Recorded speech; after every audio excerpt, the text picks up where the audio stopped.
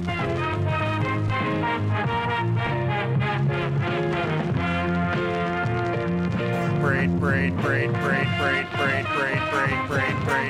madness is this? Hello, everyone. Welcome back to another episode of the Failed Blockbusters Fantasy Film Edition. Is that the... Do we have an official title? Just like Failed Fantasy Blockbusters? I guess we can just call it Failed Fantasy Films. All right, Failed Fantasy Films. Failed Fantasy Blockbusters probably works because it keeps with the blockbuster thing. So Yeah. Failed critically or at the box office, but not failures in our hearts. And never has that rung more true, arguably, than it does today with the discussion of the 2023 Dungeons and Dragons movie. Which, probably the most instant cult classic film since Scott Pilgrim vs. the World. Yeah. Where it was like dead on arrival, but then like immediately became a cult film. Yeah. I'm your host, Diego Crespo. It's my co-host, Matt Garingo. We're here to talk about it. We both like this movie. You know it. You probably like this movie, frankly. I don't know anyone who was like, this sucks, you know? My friend Shannon was a little colder on it than most people. And she's more into D&D and has an actual play podcast. But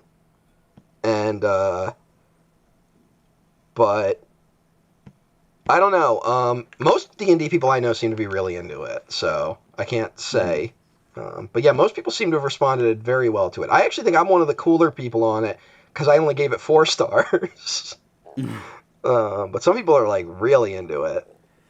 Yeah, I don't do star ratings anymore, but I would probably give it like a strong 4.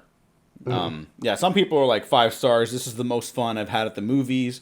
This is like they watch it all the time. They throw it on. It's like a happy place movie for them, and I totally get it. 100%. This is a super fun movie, super charming cast, totally designed to be an ongoing franchise, which may or may not still happen. Here's the thing: this is one of those movies that objectively failed at the box office. There is no coming back from this. This is financially a franchise killer. And then you hear everyone who worked on the movie talk about it, including producers and like Paramount people. Yeah. Not shooting down talks of a sequel. Everyone's like, if we could figure it out, we'll make it happen. Because like everyone is proud of this movie who worked on it. Well, there is some context to what might be really going on there. So, we'll get to that in a second. But first of all, what's your history with Dungeons and Dragons? Well, I saw the first movie that we talked about last week, which is bad. Okay. And I've always admired it from a distance, because I've always liked fantasy stuff. You know, like Lord of the Rings probably got more play than the original Star. No, it definitely got more play than the original Star Wars in my household. I love fantasy, but I never D&D'd. I never LARPed either. I always think that stuff LARPing is another. That's even for D&D people. LARPing is a next level shit. So yeah. Look, I have played D&D a little bit. I've never found a group I felt good enough to do it with, to be honest. And I don't really press people to get into it. I'm not good at that. But like, as someone who's played D&D, you have to put a gun to my head to get me to LARP. Like, that's why I like the idea. Like, Jenny Nicholson recently posted that like really long deconstruction of the Star Wars hotel, right? And like, there's nothing I want to do less than role play for an entire vacation, right? Like, I can't imagine having an awkward interaction with an actor on a fucking fake starship, right? You know what it is? It's you need to be a bit of a theater kid to do it, right? I think to LARP. And I was on the AV team. And in all that time, I learned to hate the theater kids. So, but hey, have you ever played Baldur's Gate? I have not. Have you ever played Icewind Dale? I have not. You ever played Neverwinter Nights? No, but I remember the name. Trying to see if there's other ones that... Yeah. crossed My over. history with Dungeons and Dragons is they talk about it on TV shows, and it used to be the butt of the joke, and then it's like it's the kids in Stranger Things do it, and they're kind of nerds, but everyone loves the kids in Stranger Things, and there's 2 episodes of Community that are of the best of the series, where they play Dungeons and Dragons, and the characters reach like a level of catharsis, or are on the journey in their personal lives that can take them to a place of like catharsis of some kind, because they journey through the game and they commit to it. It's like, get it, they can commit to this, they can commit to bettering themselves, and it's like really, really good writing. Well, that's not the butt of a joke. Yeah, that's part of something that kind of coalesces right around the same time. Community, around that era. So there's Community, and Community leads into Harmon Quest. Are you aware what Harmon Quest is? Yes. It's fucking Dan Harmon's actual play. I believe it was a podcast at one point, and then it became kind of like a podcast they animated for a few seasons. It was a direct internet thing. There was, what are those guys? My Brother, and Me. Do you know those guys? The McElroy brothers? No. You would know. You'd recognize them if you saw them, because they're kind of like people that are just on the internet. Okay. They did a spin-off of their podcast called The Adventure Zone, which was just supposed to be them playing D&D, and it turned into like their biggest show, basically. So you have Harmon Quest, you have The Adventure Zone, and then you have Critical Role is the third one. Are you aware of Critical Role? I'm aware of that one, and from my understanding, just so I can kind of fully explain how little I know about this stuff, I do know that like the Let's Plays of D&D, or I'm sorry, I don't even know like the proper verbiage for it, but like it's called actual play, but it's fine. Okay. It's fine. It doesn't matter. But at least one of those, if not multiple of them, have become translated to like animated series. I believe The Adventure Zone got a comic book adaptation of their first adventure anyway, and Critical Role got a cartoon called The Legend of Vox Machina. Yes. Which I believe is an Amazon show. Yes, it is. And so like these things are huge now, and like it was just a bunch of voice actors getting together to play some D&D, and it became like this massive thing. And if you watch now, they have like the budget of television shows to make playing Dungeons and Dragons, right? Like it's and I think that those things coalescing along with the rise of nerd culture, but this is almost like post nerd culture, right? Like we're kind of in a post nerd culture world, and this stuff is still going strong.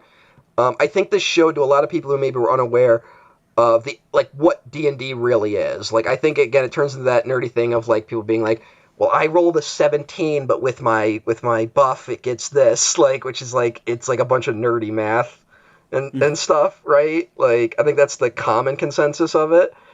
And Critical, and I think you're right about the Community episodes, with stuff like showing that D&D can actually be this cathartic thing. I think it showed the strength of this stuff to a whole new audience. And so it's put D&D in this weird, almost mainstream spot at this point, right? So that's something that happens in the build up to this, which is, and for a long time now, they've been trying to do a Dungeons and Dragons movie unrelated to the 3 previous films, which were all kind of in the same continuity, but were like direct-to-video trash, other than the first one, which inexplicably had $100 million, and none of that is on the screen. Did it really cost $100 million? I thought it was like 50. I thought the Wikipedia said $100 million, but that could be one of those, like, everyone's lying type things. Okay, so, you know what? That probably means if we're uncertain. I'm looking at the Wikipedia. It says 45 million. Okay, but like I'm willing to bet even then, like it costs more. Joel Silver bought a boat with the money that was supposed to go to that film. I mean, maybe. What's he up to? Who knows? Not producing this Dungeons and Dragons. No. The other thing happening concurrently with all this, and partly what I think leads a Dungeons and Dragons movie into a long development hell process. Hasbro inexplicably gets a hot hand in the late 2000s, early 2010s. Transformers out of nowhere becomes the biggest TV movie series in the world, right? Like, for however many years a Transformers movie came out, it was number one that year, right? So inexplicably, that happens. And the other, happening at the same time, is My Little Pony Friendship is Magic becomes this cult hit. Which, like, wow, what a different world. Like, just, even like, less than a decade ago. Were you there for that? No, I was not. I probably saw some in passing. But I don't really know what My Little Pony is, besides it's about horses or ponies, excuse me. I maybe watched the first 2 seasons of that show when they aired. Okay. Would you recommend it? Very strong drop off in quality in the 3rd season, in my opinion. I kind of never came back. Okay. I don't know. Here's the thing. Everyone was like, "Oh my god, can you believe boys like My Little Pony?" And in retrospective, it was wrong to empower people who think they were being special for liking My Little Pony and being a boy, right? It ignores 2 factors, which is that if you grew up with a sister, you're going to get exposed to stuff like My Little Pony and Barbie, right? Like, you watch that stuff with your sister. Ignores that. And 2, it ignores that the real reason My Little Pony Friendship and Magic was popular is because it was funny. Like, that's it. There's no mystery there. Oh. There's an easy to identify lore and very easy to understand rules because it's a toy meant for children.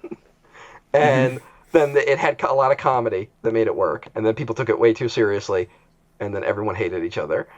It turns to that sad thing of like, now it's like, girls kind of feel like they're being boxed out of liking My Little Pony, right? Because it's become so dominated by its male fans, which kind of depresses me to think about, right? Like, yeah. There's a new My Little Pony series, but like I haven't heard anything about it. It's been airing since 2021. It looks like, called Make Your Mark. It's on Netflix. That's why we probably haven't heard about it. Thanks, you cultural wasteland, Netflix.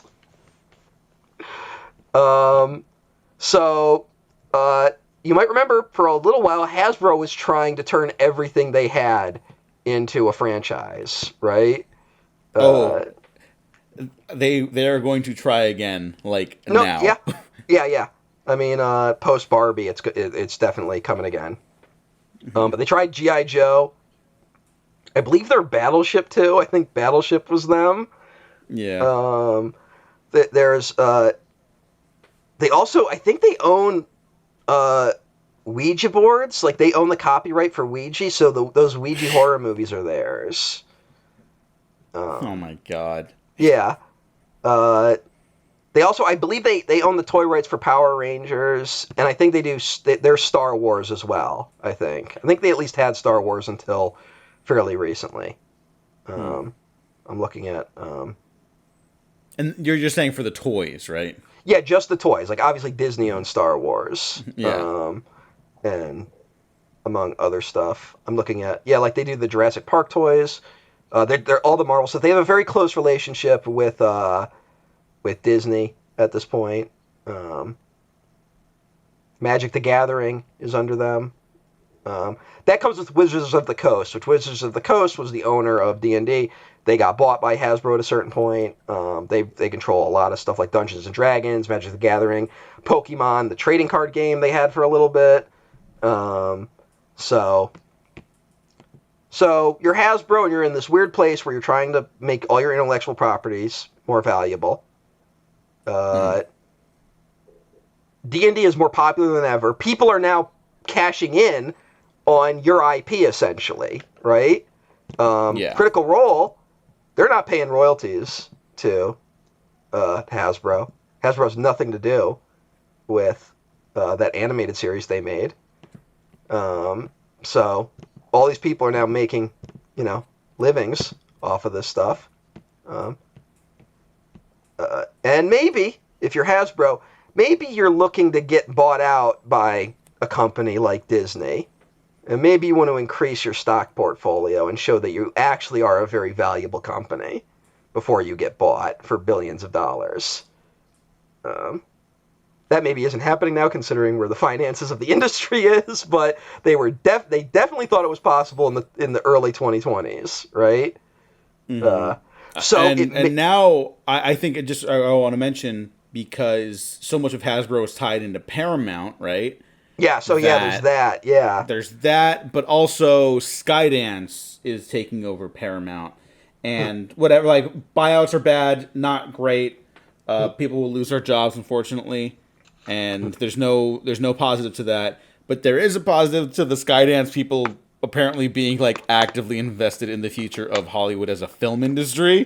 Mm-hmm. And they seem to be, like, the handful of... It's like them and Universal are the guys that are like, no, movies first. So... Yeah. I wonder if that also, like, stops any of that potential Hasbro buyout stuff too. Well, we'll have to wait and see. But you never know. I don't trust any of these fuckers. The rumor was they wanted to get bought by Disney, though. That was the rumor, and I think Disney now, post the Fox purchase, I think they just don't have the capital to do another merger, right? Mm-hmm. But all their movies are making so much billions of dollars. Hey. Oh, wait. I'm sorry. I was looking at their profits from 10 years ago. Oh. Got him. Yeah. Got him. That's all I got. So it makes perfect sense that a Dungeons & Dragons movie would be a big hit in 2023, right? Mm-hmm. It makes perfect sense. So why didn't it hit? I'll tell you exactly why. Mm-hmm. I don't think it's complicated. Those trailers are dog shit. I disagree. Really? I thought those trailers fucking sucked. I was like, they fucked it up. Here's where I was with those trailers. Because I've stopped paying attention to movie news. I only retroactively pay attention when something actually comes out, right? Like, yeah. I'm in a theater. Trailer starts playing. Fantasy setting. I'm already game, because I love fantasy films. And we don't really get enough of them, right? A bunch of shit gets lumped under fantasy, like superhero films. They're not fantasy films. Yeah. No, they're not. They're a whole separate kind of garbage. And we do not get enough fantasy films, frankly. So I'm like, okay, fantasy setting, cool. Doesn't look too bad. Chris Pine, interesting choice. Chris Pine in a fantasy setting is something I did not realize I wanted until I saw this trailer. And I'm like, trailer's okay. It's not like blow my hair back, but I'm also like, this looks like it's made for me. I want to see it. What's this movie? Dungeons and Dragons, I'm out. The moment, there's never been a greater deflation than seeing the Dungeons and Dragons logo. As someone who's not, like, snarky about Dungeons & Dragons, right? But there is something about the Dungeons & Dragons logo and title that makes me go, no. Let's not do this. Right? Like, I can't be the only one that feels that way. I don't know. I wasn't familiar with the logo until this movie. Mm-hmm. You know what I mean? But I'm saying when you see the words Dungeons and Dragons, like that, so that had no impact on me. I was just like, I guess they're making a logo for the movies, and they're like, no, that's been the logo. That's how unaware I've been. But what I'm more meaning is, like, when you see that when it says Dungeons and Dragons, it does not inspire confidence, right? Historically, like, you don't go, okay, this will be great. Like, you're like, oh, all right, like. It goes from being a movie I want to see to being I'll wait and see, right? Mm-hmm. And I think it says something that the most successful stuff in Dungeons and Dragons outside of the actual games are things like Baldur's Gate, Icewind Dale, Neverwinter Nights, which do not advertise the fact that they are Dungeons and Dragons related. It doesn't say Dungeons and Dragons Baldur's Gate. Like it does if you look really closely. It actually says, if you look really closely, it says Baldur's Gate, and then in fine print it says Forgotten Realms, which is, the specific type of Dungeons and Dragons game it is, and then even smaller print below Forgotten Realms it says Dungeons and Dragons. So they hid that shit as much as possible, at least in the original games. I think Baldur's Gate 3 straight up just says Baldur's Gate 3. Like, it does not even try to tie itself into Dungeons & Dragons at all. Yeah, I had no idea until you told me a while back that was a Dungeons & Dragons thing. Yeah, I told you after you had seen the movie. Yeah, and I was like, oh, okay. I mean, I'll also say I think the title is not very good. Like, Honor Among Thieves isn't like... It's the most generic title humanly possible. Yeah. And, I mean, look, Neverwinter is a huge part of this movie, right? Mm-hmm. There is a series of games called Neverwinter Nights. Now, none of this takes place at night, so that's a problem. But you could call it Neverwinter. Neverwinter Honor Among Thieves, right? And that would probably, I think, play better than calling it Dungeons & Dragons Honor Among Thieves. Mm-hmm. And someone somewhere, some bean counter was like, yeah, but Dungeons & Dragons has the more recognizable IP. And it's like, yeah, but you don't know what you're instilling in people. Like, it's recognizable, but not in a good way, right? Mm. Like, yes, we all know Dungeons & Dragons. That doesn't mean we all are going to line up for Dungeons & Dragons. And I think that was a big hurdle that they just never got around, that it was a Dungeons & Dragons movie. They needed to trick people into not thinking this was a Dungeons & Dragons movie. That was the first mistake. And honestly, probably the only real mistake, I guess, in terms of releasing it. The other one, and this was kind of like a last-minute thing, is Hasbro Wizards of the Coast trying to be rent seekers, like, right before this movie comes out. Do you remember this? I have brief memory. So, Again, like, I only see most of this in passing as I live my own life. Mm-hmm. So this is going to be hard to explain, because I don't fully understand the details, but it was something that, like, happened and it was, like, reversed very quickly. But it was decided at some shareholders meeting within Hasbro that Dungeons & Dragons was an under-monetized brand, and they needed to start locking down on the IP, and they basically tried to copyright more of the material than they had before, and basically was like, if you make an actual play podcast and it starts making a certain amount of money, we get a percentage of that. That's the long and short of one of the things they tried to do. That's fucked up.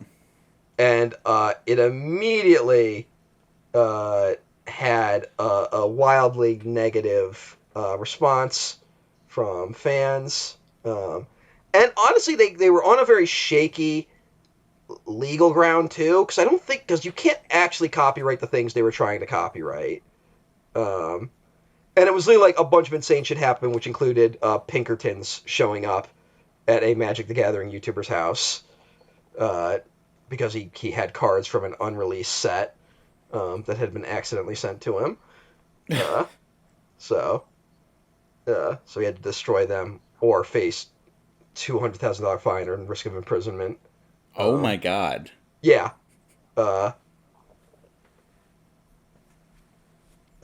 Says here whoever the head Dungeons and Dragons. Yeah. And this was all, like, wildly unpopular. There have also been layoffs at Hasbro. Like, everyone's hurting right now, but this kind of happened in the middle of that. And it's this weird thing of, like, Hasbro saw all the goodwill that Dungeons & Dragons had kind of been gaining and, like, lit all of it on fire, like, a month before this movie comes out. So, if you're a fan, of Dungeons and Dragons, and it wasn't like fans were like jazzed about this movie to begin with, but then it would suddenly turned into uh like, well, now we're definitely not seeing it. And yeah, it's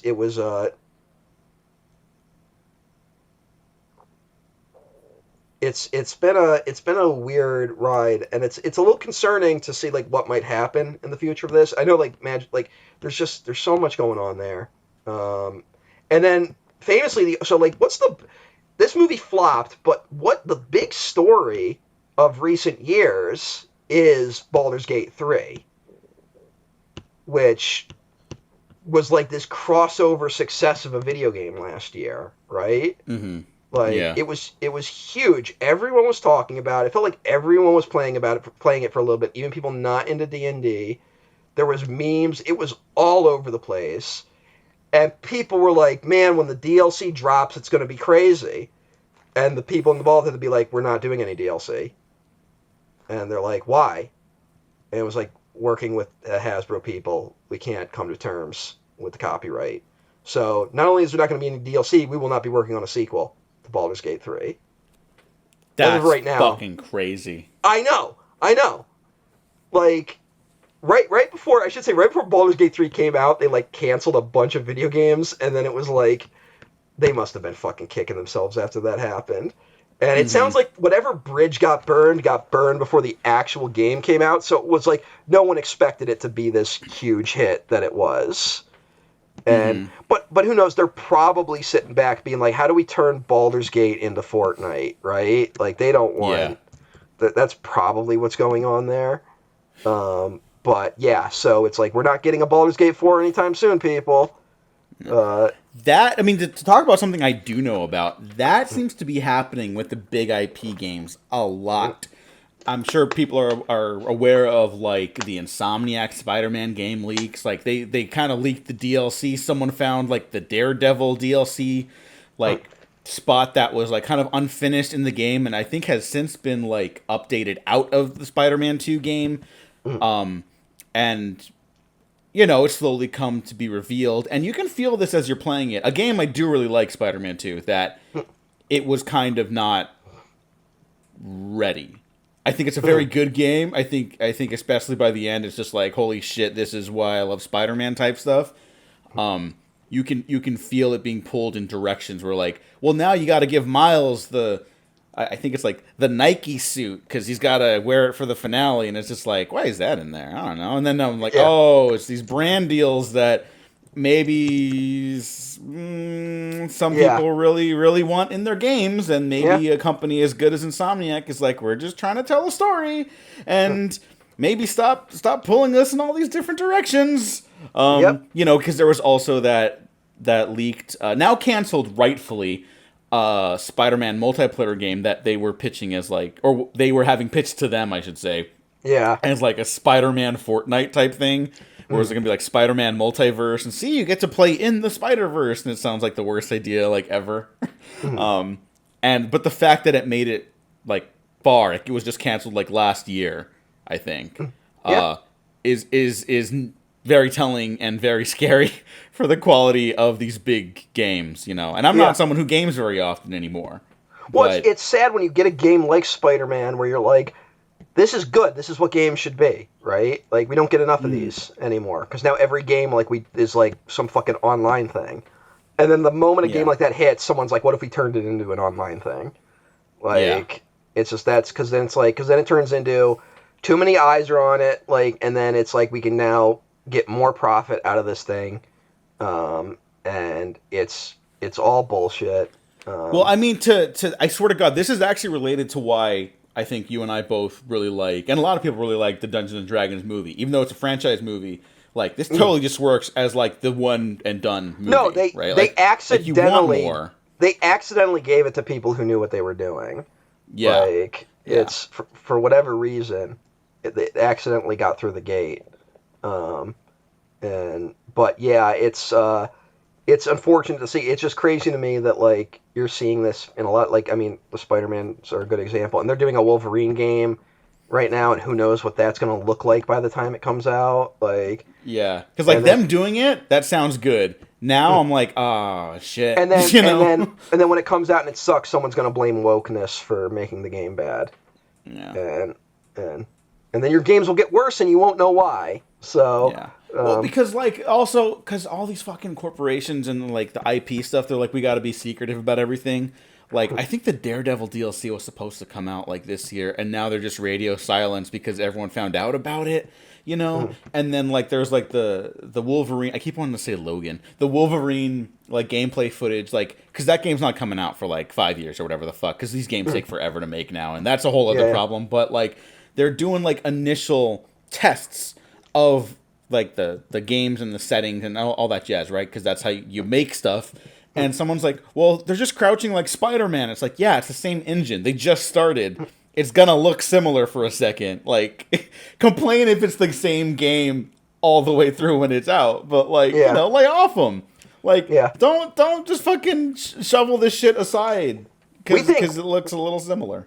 We think movie nerds are bad at talking about movies. You should see video game nerds talking about video games. Oh yeah, no. The biggest obstacle to taking games seriously as an art form beyond entertainment is video game nerds themselves. Yeah, it's you know. I mean, also capitalism, but that's a given. It's the black hole of capitalism that will soon absorb us all, and nerds being like, let's dive deeper into this capitalism to escape wokeness. That's really what it comes down to. This is the last Spider-Man thing because I really want to talk about this movie some more. But there was a big moment or it's not even a big moment in the game. They just like reveal like, Black Cat is trying to get away with her girlfriend to Paris, and people were like, oh boy, they made Black Cat bisexual, and it's like. I have something to tell you. I have something. Like, yeah. Are you ready to sit down? Like, are you sitting? Are you sitting for this one? You know. But it was that stupidity. Also, talk about the decline of the American male. In my day, someone going Black Cat is bisexual would have been a hell yeah from a bunch of bros. Like. Everyone high-fiving at the bar. Yeah, it used to be the hottest woman on earth was a bisexual, and now it's like, but that's now wokeness. So, oh no, the bisexuals want us to treat them like human beings. That's wokeness. The woke mind virus is everywhere. But yeah, thankfully, there's no wokeness in Dungeons and Dragons. Well, that's the thing is that this movie had the right amount of box office where like you can't blame wokeness on it. Like it was received a certain amount, but like had this movie had a certain level of success, people would be talking about the woke elements of it, which are like very subtle for one of these type of movies. But people are fucking dumb, is what it is. The directors, John Francis Daley, Jonathan Goldstein. Do you know who they are and what they've done? They did Game Night. Yes. I like that movie a lot. And the Vacation remake, which is one of the worst things I've ever seen. But yes, but kind of an open secret, that's not really their movie at this point. Yeah. Like they got kind of fucked on that one. Yeah, that was a movie filled with similar problems to what is going on in other places in the industry right now. Yeah, for some reason, a fucking National Lampoon reboot had that problem. Like, what is that? Well, what pathetic dog shit. We all know how valuable the National Lampoon IP is. We can't let people. We can't let someone. We can't risk it getting damaged. Like they've seen those DVD sales of the straight to video movies. Those DVD sales in 2003. Like we can't afford to see those get hurt. Yeah. John Francis Daley and Jonathan Goldstein also wrote initial drafts of Spider-Man: Homecoming, which is probably why that's the best MCU Spider-Man movie. Frankly. That might explain that actually, because there's a certain like why does that one work and none of the other ones do? There's a buoyancy, a poppiness to like the character stuff in that is just not present in the other ones. The tone is much more how do I say, good. Yeah. But yeah, like if they did that movie, I think it'd be even more beloved, frankly. But that's okay. They almost did The Flash also. I don't know if anyone remembers that. Everyone in Hollywood almost did The Flash. Yeah, I know. I mean, even Robert Zemeckis was up for it at one point, and because they were totally just like, just do Back to the Future again. And he was like, I don't like this superhero shit. Yeah. I gotta go make my real art. Like my movie where the camera is in one spot the entire time, and we're gonna take like over 80 years of humanity to see stuff from this one point of view. I mean, that's at least a swing. I mean, sure. But see, the fucking problem is he chose like the worst angle humanly possible. No, yeah. And it's just like, how does he do it? The boy cannot stop missing at this point. He just killed a fan in the stands with that swing, but it was a swing. Yeah. There's so much blood. No, but it's like... Who else almost... Andy Machete almost did The Flash. No, he did do The Flash. No, he almost did it. David Zaslav did The Flash. Oh, that's right. They settled on him as a director. He didn't stop the fact that he doesn't know what he's doing, get in his way. No, he's actually super smart, and I'm sure makes good decisions.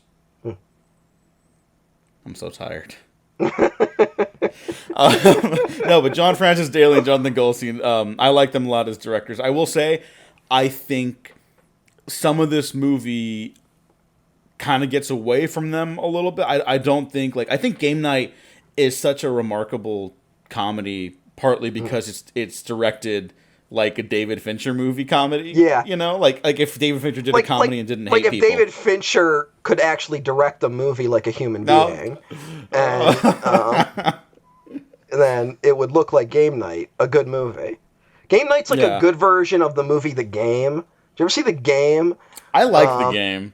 I like all Fincher movies up until Mank. David Fincher movies are good when they aren't about movie making, which is what The Game is about, which is what Fight Club's about, which is what Mank's about, which is what The Killer's about. So he's very proud of himself and his ability to direct a movie, something no one has ever done in the history of humanity. But anyways, I do think some of like the visual stuff in Dungeons and Dragons, like it's a little wonky. Some of the VFX and the compositing isn't great sometimes. But that's my real, like, one big hang-up. I'm like, God, this is an expensive movie. I wish it looked a little more expensive. That's all. Here's my honest take. I think this is an actual compliment. I think this movie knows when to look cheap. I think this movie is very smart about when it looks cheap. And I think that's something... Well, do you mean like it's not an essential like emotional scene or like huge set piece? Right? It's not. It's like if the tension relies on me believing this set exists, it looks real. If it's just kind of like a place they're in, it doesn't have to look as real. Yeah, I would agree with that. I still do wish some of it looked a little. I mean, one of better. My favorite sequences in it doesn't really have great CGI, but it has effective CGI. I would argue. Are you talking about the big dragon scene? No, although I do like that scene. I'm talking about that scene. I'm talking about the tiefling chase scene. Oh yeah. Which a lot of the animals in that do not look like the animals they're supposed to, frankly. I mean, sure, but you totally won me over because that scene is amazing. Yeah, it's like it doesn't matter. I'm the firmest believer that like special effects don't need to look real. Like they really don't. It's if you're into the movie, you'll overlook a dodgy special effect, right? Yeah. And I want to make clear, I don't want to just say like wonky VFX. I don't mean unrealistic. I think I am, honest to God, just kind of chasing the high of forever of the unmade Guillermo del Toro Hobbit movie, where he has spoken openly about like what he was going to do with the color palette, and he was going to digitally alter the sky, so it's almost like it would have looked like, I mean, my words, not his. Like, it would have looked like Skyrim, where like the sky, like the nebulas and the stars are always going to be even sprinkled in the sky during the daylight, and at night it would have looked like you're in fucking Interstellar. Again, my words, not his, but his descriptions basically. And I'm always looking for that next level visual fantasy, and that is not what this movie's for. I would have liked it nonetheless. I will keep chasing that high. I think we're also both chasing the high of bigger sets, right? Because, I mean, when they go to the Underdark, it's very clearly they're on green screens sequence, right? Now, it's still a fun scene, but it is nothing in this shot is real moments, right? Which can get tiring, but I think this movie deploys those moments smarter than other recent fantasy movies have. If you ask me. So I actually don't know what you're talking about. I mean, I could point to any Marvel film at this point. No. We already declared that those are not fantasy films. Those are not fantasy films, but they changed that. But they are those type of people stand around on a set that's just one green screen. And it's like, look at this beautiful planet. Usually the movie needs to be a little more engaging in order to get you to look past that, we're just watching a bunch of cartoons. And also, those are movies that do not know when to deploy when the stuff should look very tangible and when it should not. Yeah, because it's almost like they're making half that shit up on the fly. Yeah. A friend of mine recently... okay, go ahead. Well, just because there's news the Russo brothers are probably coming back for the next Avengers movies, and it's look what they have to crawl back to, and look what they have to also crawl back to, and vice versa. But a friend was like, "There's still no directors in those movies," and I was like, "Well," explaining to them the movies got pushed back, obviously, but also they are probably working on pre-visualizations of the action, the pre-visualizations of the action in Infinity War. Were kind of done around the time of Civil War and Age of Ultron, and I think people still don't recognize that. Whatever positives or cons of those movies, they are ultimately assembly lines. That's not just a diss; that is a fact of those movies. They were locked into something way early. Which is why sometimes if the action is actually pretty impressive, because I'll give them credit, sometimes I'm like, this is pretty fun, and then the dialogue stuff is fucking dog shit, and the character stuff is dog shit, it's like, okay, they had a good handle on some things in the movie, and then other times, when the dialogue and the character stuff, you're like, this is pretty compelling, and the action is just so disconnected from anything else happening on screen, It's that's why, to make those release dates, they're locked in from years ago. Yeah. So... Unlike Dungeons and Dragons. Not to be a script is king asshole, but this is one of the better Hollywood blockbuster scripts recently.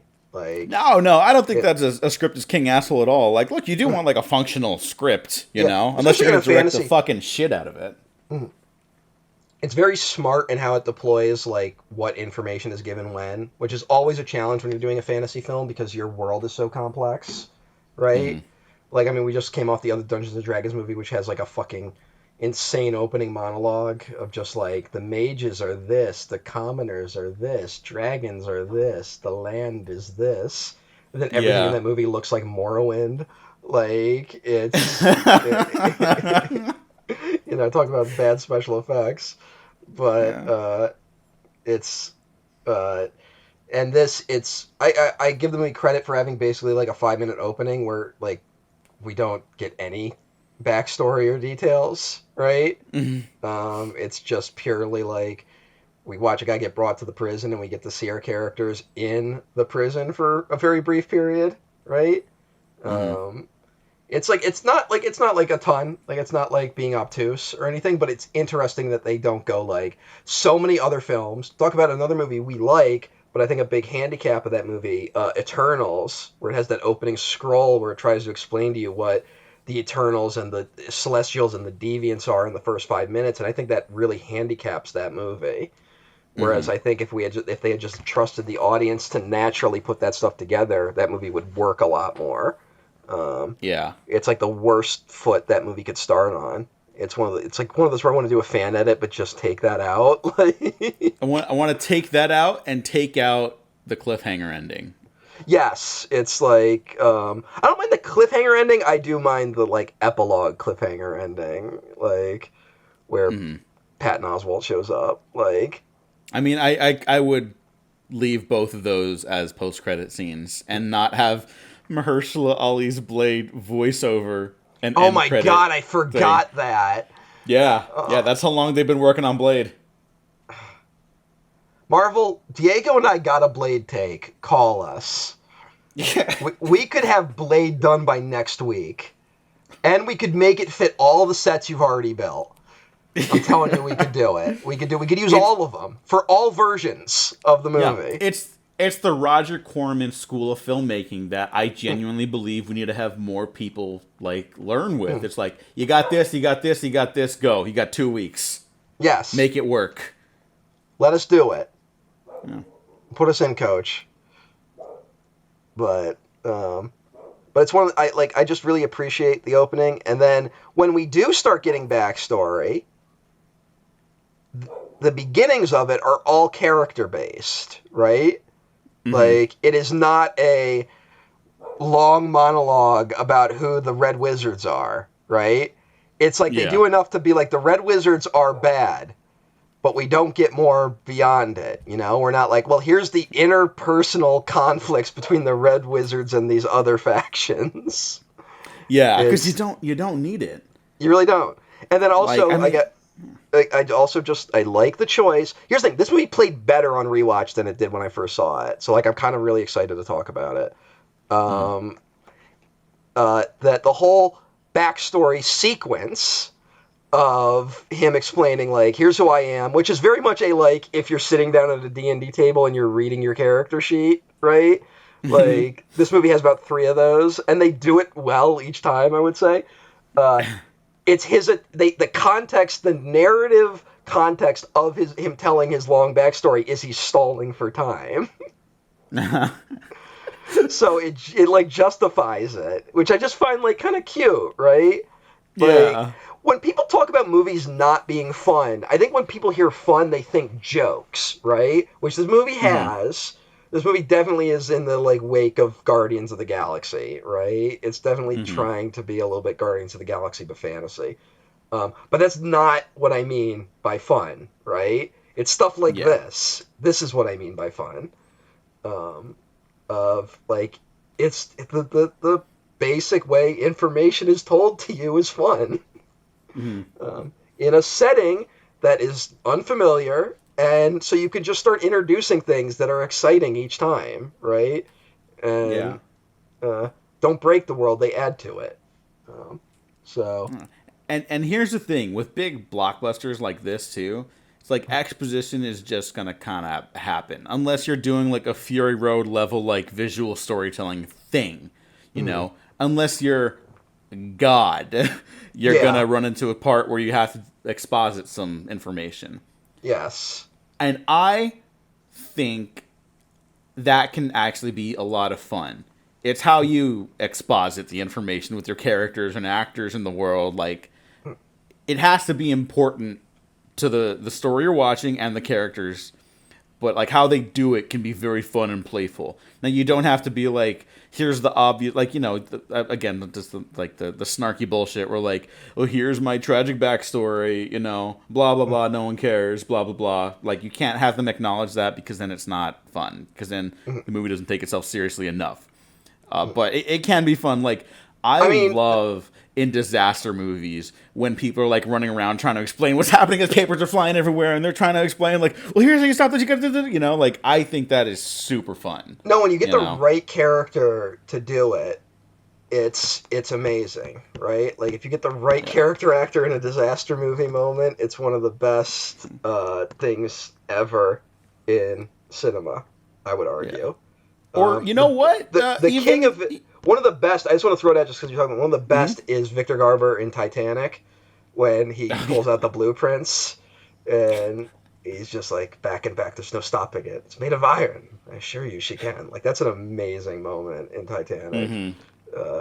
So Yeah, totally. No, I mean, fucking, I almost like don't count Titanic as a disaster movie, but it totally is. no, Obviously, it's it's totally just like it's a it. romantic disaster movie. Like Yeah. it's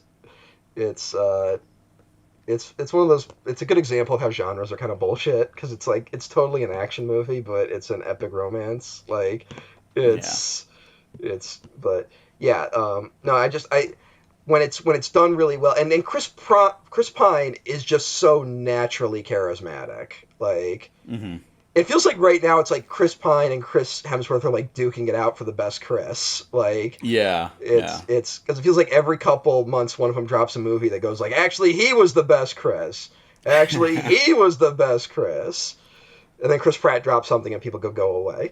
But Oh, well, he did it to himself. I don't feel that bad anymore. yeah, yeah. Um, Uh, Still think he's a good actor. He's just, don't run Chris for Pratt. governor, Chris Pratt. Don't run for Yeah, please governor. don't. Don't. We Please don't. don't. Please don't. Because you will win, and it'll be a net negative for humanity.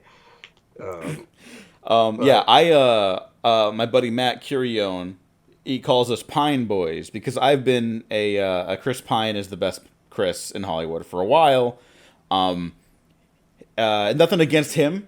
His just recent output has been less consistent there and is interesting. not the pipeline for what Chris Pine would have had 10 years ago, even. Like, Yeah. Star Trek should have been a jumping off point and ended up being kind of an albatross. Hmm.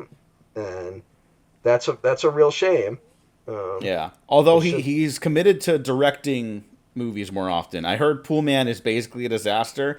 I do want to see it because he is so excited about it, regardless Yeah. of his reception. I like But that, you know? yeah, but I also think it is a situation of him being like, I can't get the movies I want unless I direct it.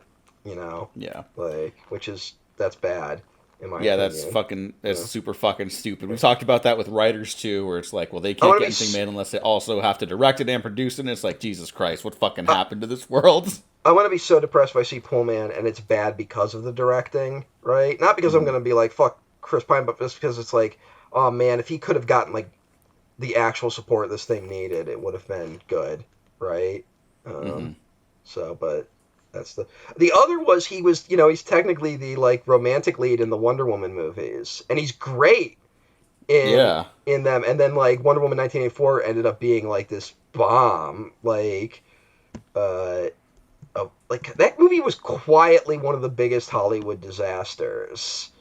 Hmm. Because it like the movie wasn't good, and then it like was one of the, like the worst like COVID moments of just it going direct to streaming, and it started like a domino effect that like had like negative repercussions, and it went from Wonder Woman being like this like celebrated movie to it's like retroactively even tainted that one.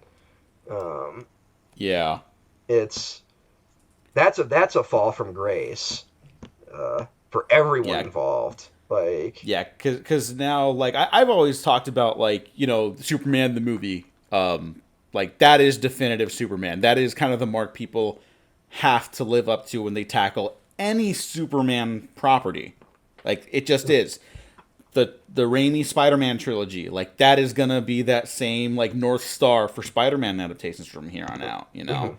mhm. I think Batman, everyone's just trying to top the last one at this point, you Yeah. know? But I would say the Dark Knight trilogy especially has kind of become that North Star in recent years anyways. And Wonder Woman doesn't have that anymore. Some people still go to bat for that first movie, and I still like it. And I even think there's some stuff in 84 that's like, this is probably better than it gets credit for. But then there's a bunch of other stuff in the movie that is like radioactive. Yeah, And and it's you part, fucked up Wonder Woman. That's part, crazy. part of it, and this is also I think why it's retroactively affected the first one, is that it is tied into the abandoned Snyderverse essentially, which was like Yeah. essentially abandoned like 6 times. Like different versions of the Snyderverse were abandoned along the way. Because you watch Wonder Woman and it's like, oh, I love this, great setting, Chris Pine's great, I love what's her name, the Etta Candy, Oh, Lisa Etta Candy, Davis. yeah. Yeah, like she's fun. I can't wait for all these characters to come back, and it's like, well, Justice League takes place modern day, and it's like, well, you just fucked yourselves. Like, Hmm. you can't even do a sequel to the good movie, and it's like you have to do Wonder Woman 1984, which is basically starting over and then doing a worse version of Wonder Woman, for a universe that can't decide what it is. Yeah. See, that's another reason why the interconnected bullshit just sucks. Yeah. What these people really want is TV shows where you can tell all these stories and do an episode with that character and do an episode with another character. And the Dungeons and Dragons retrospectives are just me fighting for the art of television. I agree. And also, if there's any character that desperately needs an animated series, it's Wonder Woman. Like, how have they still not fucking done that? They did a Green Lantern animated series before Wonder Woman.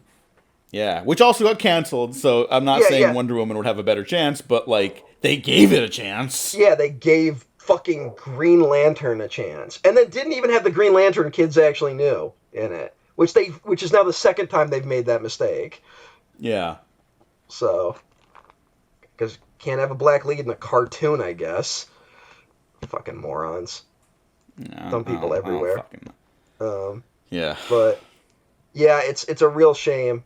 Chris Pine's kind of, like, stuck in this weird thing. And then it was something of, like, I guess he's in this because he was in Horrible Bosses 2, which these guys wrote. Did they write the sequel? I think they have writing credit, but that might just be a character thing. I don't know how Chris Pine ends up... They have a story credit, but not screenplay credit, so... but I've always wondered, like, exactly how Chris Pine ends up in this movie. Yeah, I don't know. They gave him executive producer, but that feels like we're gonna give you that in case this is anything, right? Yeah. Like, it doesn't feel like he went to them being like, I'll help you get Dungeons and Dragons off the ground. It was like, Chris Pine, you will help us get Dungeons and Dragons off the ground. Like, yeah, I don't know. Like, I mean, he just loves, like, he talks about, like, loving the entire process of filmmaking, like, not just acting, although he obviously loves acting, but, like, he likes getting his hands, like, all over the kitchen, you know, and working with people and stuff like that. So, but I'm just, maybe that's just part of that.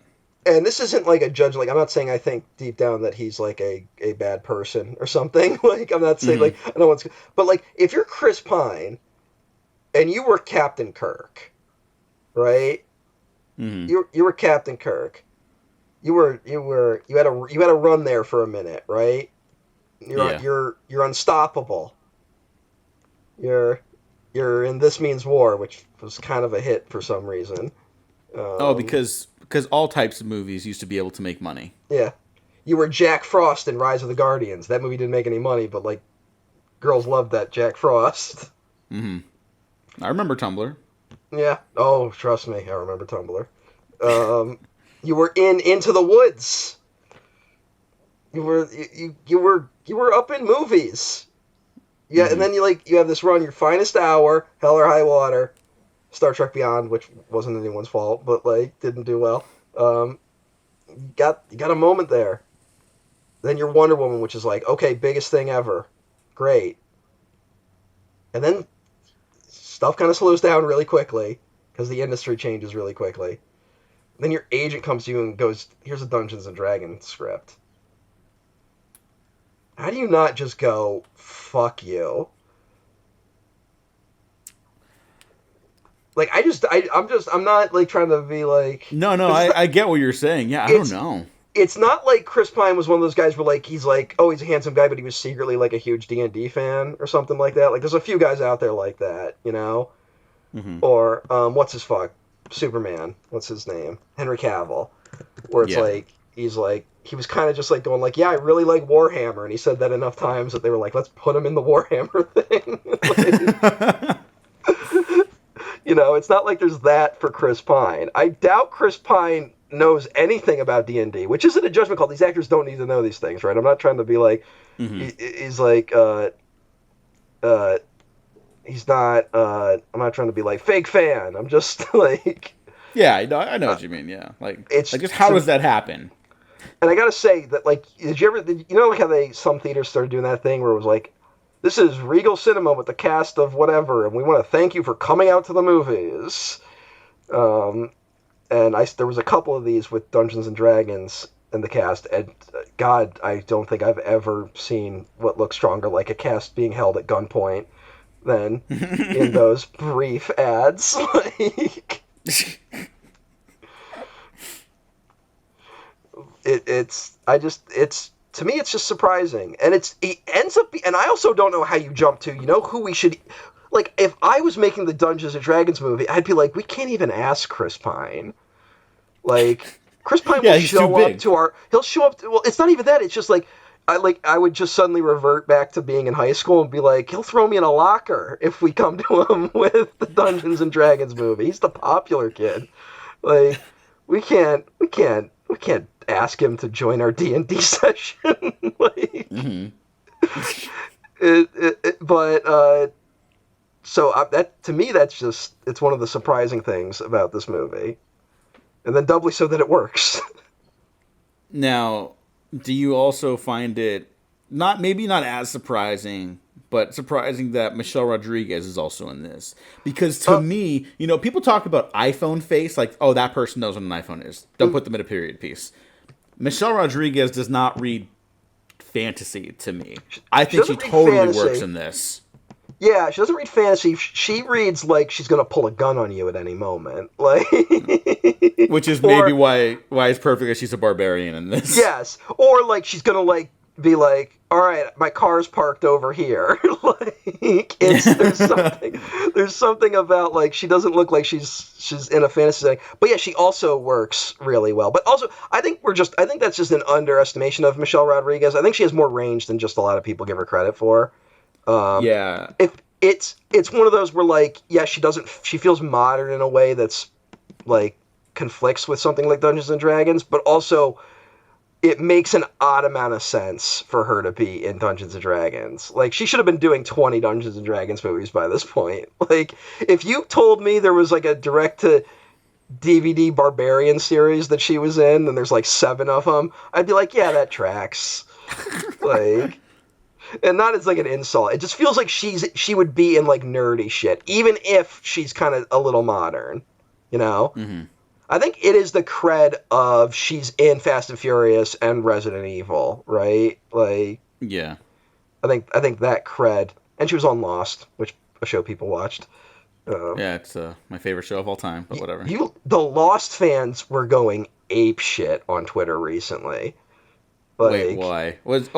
Just because it's on Netflix now, right? Because it's on Netflix now, and then someone was like, here's the episodes to skip, and it was like, we're coming to your house with bats. Like, it was, you know what? Like, maybe that's why I had such a visceral reaction to you being like the other recording, like, yeah, like, here's the episode you can skip, and I was just like, absolutely the fuck not.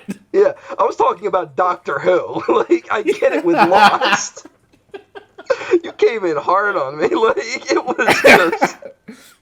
I've absolutely been like Winter Soldier, like sleeper agented by that discourse. But yeah, Lost fans were like fucking like looking, like it was like it turned into, it felt like Lost fans were like, anyone else want to go? Like, they were like looking for more fights. Like, I know, breaking bottles over our heads, be like, come on. You want to know what's the most embarrassing thing about all that, though? Like, truly, the most embarrassing thing about that? That article is like a decade old, and someone just reshared it. Oh my god, you people are out of your fucking mind. Hey, I didn't openly participate. Now, did I DM people about it? And did I group chat about it? Absolutely. But I kept it in the circles where that belonged. Did you pull a fucking knife on me when you smelled blood in the water last recording? Like, maybe. Oh, fucking Christ. Also, she should not have been killed off on Lost when she was. I could say that about a lot of people on Lost. Yeah. Unfortunate. Again, she's not perfect, but spoilers for she's a season 1 death, right?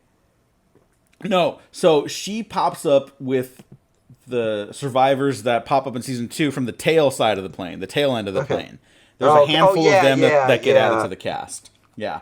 And then she gets killed off before the end of the season. She appears in for the first time, and then she makes like flashback appearances and like the weird sci-fi stuff that happens in the show as well, I'm telling which you, I love. The big thing fucking holding me back from like really embracing Lost is the whole like Matthew Fox of it. Like, just knowing he's fucking piece of shit in the real world sucks. There's that even beyond that. Like I've made this point multiple times on the show, but I'll say, but like we talk about iPhone face. My big like smell test of being like, am I going to be into this thing? Is like if the cast is too pretty, it kind of turns me off. And I don't mean like attractive people. I mean like if I feel like I'm watching a Levi ad. Like it's, when like they do that cast photo where they're all standing next to each other and I just picture Levi's. Like and he has that energy. He's got very strong that energy, right? And it makes me kind of I mean, everyone on Lost looks a little bit too pretty for people stuck on an island, if I'm being frank. But sure. Oh man, I'm looking at a cast. I don't disagree. I'm looking at a cast lineup of everyone on the island, and oh my god, John Locke is the only one with his back faced to the lineup. Everyone else is facing forward, but John Locke is facing the other way. That is an intentional story decision, by the way. Is it? Yes. Yes. Oh, let's put these numbers next to each other. Let's add them up to the shaving cream on the wall. But yeah, go fuck yourself. There's a reason for that. Go fuck yourself, Damon Lindelof. You fuck. No, look, he is a fuck, but that show is still the business. I won. You didn't win. I'm just fucking around. But you know what? I might have won. I might have won because the fucking people rallying around the show harder than ever, it seems like. Because now it's like, I just need to say, you have like Michael Emerson doing promotion for the Fallout show, which, have you seen the Fallout show, by the way? No, people are talking about it, I just haven't watched it. Okay. Can I say something about Michael Emerson's appearance in the show? You can, but there's something about the Fallout show where I'm just like, I don't want to get my heart broken again, man. I don't want to commit to a show and then it turns on me. But okay, yeah, I totally understand that. I don't think it's amazing. I think it's very fun. I will stop watching the moment it stops being fun for me. Again, it's the guys that ran Westworld into the ground. Sorry, I love you, Jonathan Nolan, but you know, Westworld was never good though. So. Fallout, the show, is if people that really liked the setup of the Star Wars sequel trilogy and really liked Lost, and they've made them the same narrative. Okay. And I mean that as a positive. But I will say, Michael Emerson in that show, he's doing press for Fallout, and I'm like, he is so passionate about Lost still. When someone mentioned, I think it's Jake Hamilton, for Chicago reporting, and he was like, I just want to say, sir, I don't care what anyone says. I love the ending of Lost. And Michael Emerson stops the interview and goes, thank you, because that is a great ending. That's the number one complaint people have when they come up to me. I think that is a great ending. And I was just like, God damn, that dude's still going to bat for that shit. And I agree, Michael Emerson. I agree. Can I bring it back? Are we just going to find out that, Damon Lindelof was, actually the problem on that show? That, what made Lost good was, the other people working on it? I mean, it could be. There's a bunch of fucking talented people who worked on that show. Yeah, so, maybe... I mean, here, look, he's a fuck of a person, allegedly. Allegedly, based on a book. But, yeah, it's pretty... I don't think he was untalented. You do, which is I think the big crossroads we come with the Damon Lindelof discussions. Let's take a look at his filmography: Cowboys and Aliens, Prometheus, Star Trek Into Darkness, World War Z, Tomorrowland. Okay, I win. Writing for TV and writing for film is very different. Yeah, and he should have the instinct to know to stay away from one. Look, money's money. Gotta pay rent. Yeah. I'll fucking write for fucking TV shows I don't like if they gave me money. I'll write for fucking. I don't want to say it now, but anyways, Dungeons and Dragons is tons of fun, and I think it should also be a TV show. But let's talk about some more of the cast. No, this is a great movie. No, this is a great movie, but if it can't continue as a movie, it should continue as a TV show. No, you don't think so? All right. Here's again, to bring it back to my point about the Dungeons and Dragons kind of being a bad title. If they announced Baldur's Gate, the TV series, tomorrow, I'd be like, I'd be into that. Yeah, Baldur's Gate, let's do that. If they went Dungeons and Dragons, the sequel spin-off series to Honor Among Thieves TV series, I'm like, don't do that. Okay. Do you think that has the same effects? Like, obviously very different because of just brand recognition, but if HBO announced, like, we're doing Skyrim. You mean Elder Scrolls? No, we're doing Skyrim. You know? You think we're doing an Elder Scrolls TV show. Does that give you, like, a different reaction? I've always said they should do an Elder Scrolls TV show and kind of do a thing where, like, every season it's a different realm, kind of like the games, and tell original stories with it. That's kind of my take with that. I would be into agree with that, by the way. I'd be more into that than the games, frankly. But is Skyrim a good game? I always ask this. No. I mean, and I brought it before, and again, I brought this up to another friend recently, where I was just like, because they're more like you. They're like, I don't really respond to the Bethesda stuff, you know. And for me, and this isn't a defense of their actual, like, game production and narrative direction, I just get enjoyment out of kind of wandering and making my own fun in there, especially Skyrim, which I've talked about at length about. Like, to me, my fondest memories of it are just walking around a 1 a.m, real life, maybe with some substance enhancers in my system, just walking around and, like, kind of just exploring a fantasy world, like, not really paying attention to any narrative attempt. I'm just like, yeah, I just kind of like being in that space, you know? I get that. It's sweet. I think I when I play those games, I am more into the role play aspect of it, right? Like, when I replay Fallout New Vegas, because it's a good game. Oh, yeah, no, that is the best one, yeah. It is, but it's like I decide, like, I'm going to play it, like, as a different person each time, right? Like, if, you know, like, it's one thing to be like, I'm going to do a pacifist run, but they talk about, like, how if you try to do a pacifist run in Fallout 3 or Fallout 4, you basically have to break the game to do it, right? And that feels against the spirit of a pacifist run, right? Like, yeah, I feel like the narrative should respond to those sorts of actions. And Fallout New Vegas is the only one that has that, like, level of you're exploring a world and the narrative responds to the type of character you're deciding to play as. Like, my last Fallout New Vegas playthrough, I made, like, a point of just, like, I'm a pacifist except for Caesar's Legion.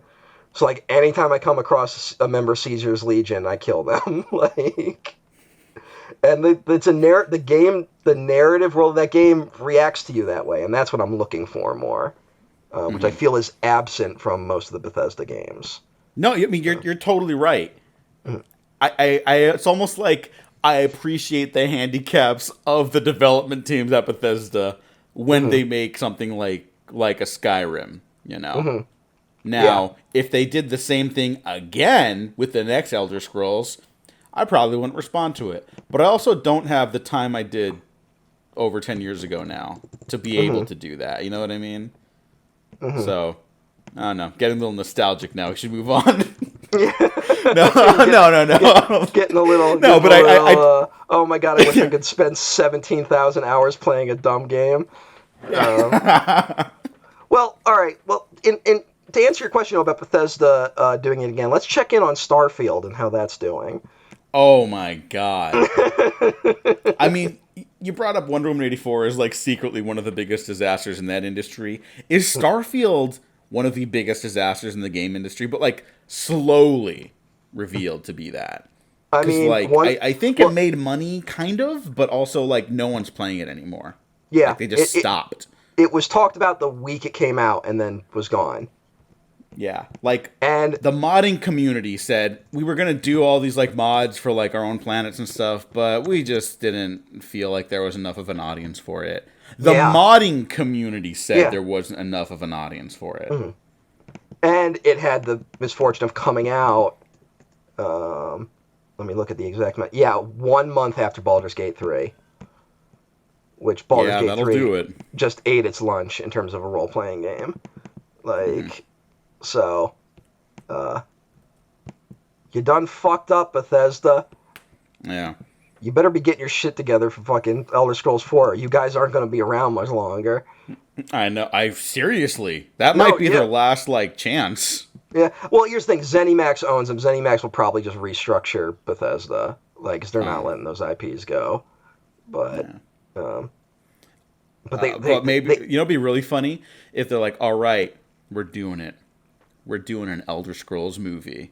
And then they're like, hey, we figured out the problem. We're going to do a Dungeons & Dragons Honor Among Thieves sequel. And they're like, the same thing happens. Yeah. You just fucking get wiped out. Yeah. Like at the exact same time. But, yeah. Oh, yeah, Microsoft bought ZeniMax. I forgot that happened. So. Oh, Microsoft. Oh, Microsoft, you're doing great. Microsoft never made any mistakes. Ever in the history of the world. Yeah, they're doing so good as a video game company, especially, that now all Xbox originals are also going to be, like, cross-compatible with PlayStation. That's not a bad sign for the entire video game company. Yeah, that's not a bad sign. It's not like the fucking CEO of fucking Microsoft just a few years ago was, like, floating the idea of getting out of the video game industry entirely, and now they're buying everything. Wonder what that's about. Anyways. Anyway, back to the first 10 minutes of Dungeons & Dragons Honor Among Thieves. Yeah, this is super fun. And you know what? I wanted to run down the rest of the cast, but I have to start with the most important person in the film. I know who you're going to say. Yep. It's JARNATHAN! JARNATHAN! Is that the greatest character name of all time? Here's the thing. This is what I like the meta of this movie, right? What I like is it feels like people playing a D&D session, right? And JARNATHAN feels like a name someone came up with 5 minutes before they had to play. What's his name? JARNATHAN. It's like they needed a guy, but they couldn't think of the name. So yeah, I mean, it happens perfectly, like you were expressing earlier, where it's like, okay, this person's given way too much of their backstory. I got to move the narrative along. I need them to escape here. Who comes in? JARNATHAN. Let's go. And then the narrative can start. This is stuff that I know more of watching other people play D&D as opposed to myself, but I've seen this where you come up with your escape plan, right? That like you're gonna escape, but then you naturally roll like a charisma check that gets you out of the situation automatically, like you don't need to do your escape, but then you just do it anyway. Like that's the opening of this movie. But we approved your pardon. Like, yeah. Oh yeah, all the animatronic and design stuff in this movie is so fucking awesome. I know. It's like, so great. Yeah. It's like I was like cheering when I saw like the behind the scenes footage of JARNATHAN in like the big suit waddling around the set. I was like, yeah. Well, they do so much. And it's not just like, oh, here's like the character that's going to be that. Like there is so much.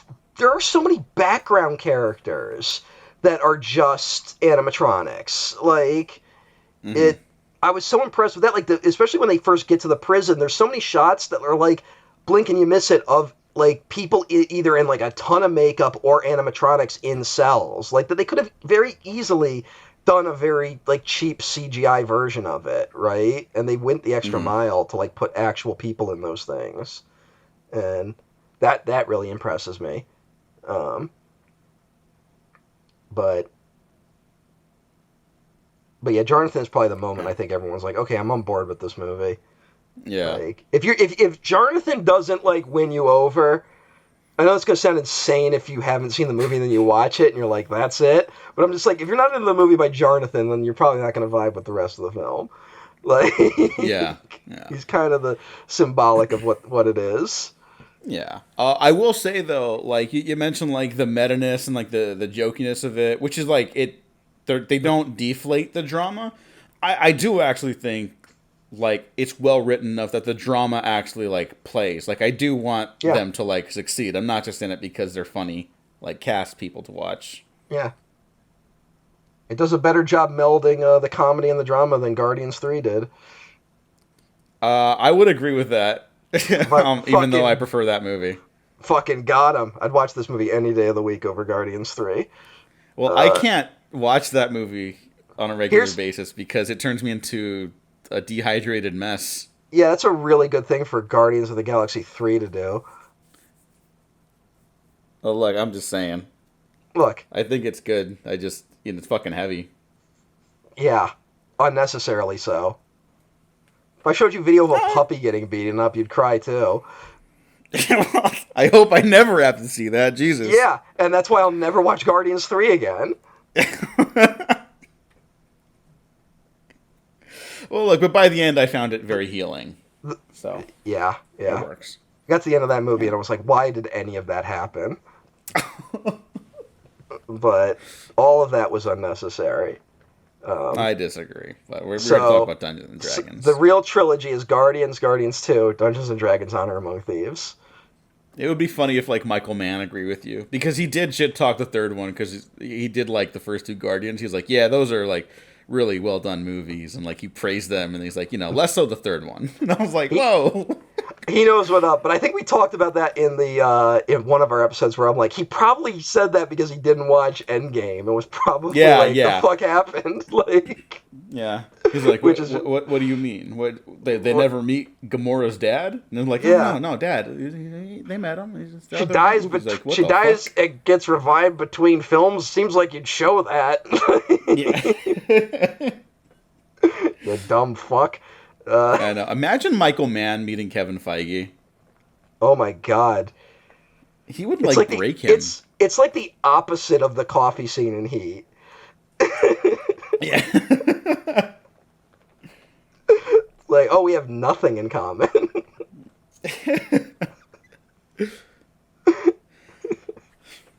Okay, other cast members, or do you want to break down? What if Michael Mann just kicked the door in and shot him like Wayne Grove? Oh my god, look at me. But well, I was supposed to say, all right. Yeah. So first, opening 10 minutes, that whole backstory scene, it's very good. It establishes the emotional core of the film. This is like some script is king bullshit. I know people don't like it, but I'm really impressed with it here. They established the Red Wizards. They established his backstory. They also established the Tablet of Reawakening and the time stop thing, that's going to be the climax of the movie, right? So we're establishing that in the opening. And what's the key thing that happens in that opening? Do you like a specific thing? Yeah, there's a very specific thing. It happens specifically when the time stop happens. Oh, it's very important to the narrative. What's his name? The Hugh Grant leaving him, right? No. No? All right. The fuck? Chris Pine has the Tablet of Reawakening, and they realize the woman is actually a red wizard and she's evil, and they go to escape, and she starts doing the time pause shit. Michelle Rodriguez gets caught in it first. Chris Pine stops, looks back at her, and then decides to leave with the Tablet of Reawakening. And it's only because he trips that he gets caught in it. That's right. So that's him in that moment being like, I'm choosing my wife over Michelle Rodriguez. Like, I'm doing this to bring it, which is what the climax of the movie is, right? The ending of the movie is him deciding to revive her as opposed to reviving his wife. That's okay. That's right. Mhm. So it's all there right in the opening, and then he, of course, tosses the tablet to Hugh Grant when he gets caught. But in that moment, he's like, "No, I have to go get my wife back." And he's essentially, the message is he's essentially ignoring that his daughter doesn't know. His daughter was too young to know his wife, right? So for the daughter, for all intents and purposes, Michelle Rodriguez is her mother, right? And he's ignoring that to bring his wife back, you know? You know what's fucking so stupid of me? Like, everything. Obviously, I see that arc. No, just most things. I see that arc. I never clocked he's choosing his wife there. Like, you see it. I think I subliminally understood it. I had to have for the ending to have the effect it on me. But that's why it's so effective. A worse movie, we would have gotten to that ending when he chooses the reviver and would have been like, "Fuck you," right? That's such bullshit. But they've been subtle. Not I won't say subtly, but they've been telegraphing it the whole movie that's what's going on. That really she's not his wife, right? There's not a romantic thing between them, but she is the mother his daughter really needs. So it's really it's the tension of his love for his wife and his love for his daughter, which is a very unique tension for this type of movie.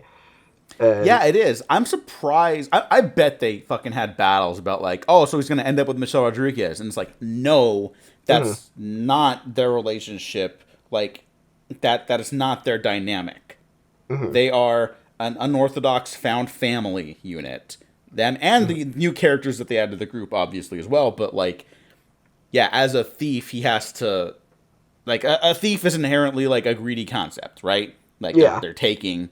right, for themselves, and he has to take for someone else. He has to put other people's needs in front of his own. Yeah. I mean, he's a disillusioned thief, right? He was a good person, and then he became disillusioned and became a thief. So it's it's about rediscovering that. Not that thievery is bad, frankly, but I mean, I think everyone's familiar with the 5-finger discount. Yeah. I mean, look, when I do play role-playing games, I tend to play thief. So, but yeah, so all that is set up in that opening, even before JARNATHAN gets there, but he's already a running gag by that point. I wonder if JARNATHAN is just like Third Man Syndrome. Of just because everyone in the movie talks about him for that opening, we're like, fuck yeah, JARNATHAN. Maybe. It's like Harry Lime in Third Man. Everyone talks about him so much that you think he has a bigger presence than he really does. And also, an underrated element of it is the woman on the council yelling, "JARNATHAN!" Oh, no, yeah, that's great. That is an amazing delivery. She's throwing potatoes. And the one guy on the council was on Game of Thrones, on the board. He was the head of Quarth, that city from season 2. Oh, really? Yeah. He was the one who was like, "You cannot come in, Daenerys Targaryen." Oh, yeah. And then the other guy vouches for her. So. Wow, that's kind of all that happened for Daenerys in that second season, huh? Well, look, the book 2, it's very much an internal journey for Daenerys. And the show, early on, telegraphed they didn't know how to do that as well. Yeah. Not a bad season, but maybe bad for Daenerys. Yeah. There's a lot of stuff in the books that are like, "Hey, Daenerys, don't do anything impulsive, like burning down King's Landing." There's a lot of stuff in the books like that. They don't say "don't burn down King's Landing," but she's constantly getting warnings about being like, "Don't do something impulsive out of anger. Don't do something impulsive out of anger," like it's an arc or something. And instead, the show's like, she should go back to the throne. Actually, if you're a little too overzealous about ending slavery, that's bad. And then she kind of forgot about the army of boats. Yeah. Which is a real thing that the showrunner said. To be fair, you wouldn't see that coming from the air.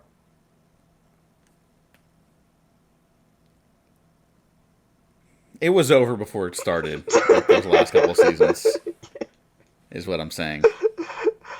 Like, I'm just like, all right, she forgot about that the Iron Fleet from the Iron Islands, people only known for being boat people. She somehow forgot about them and wants to rule the Seven Realms. Fine. That's pretty bad. Boats don't sneak up on you. From the sky. That's what's so fucking crazy. Yeah. Lot going on there. Yeah.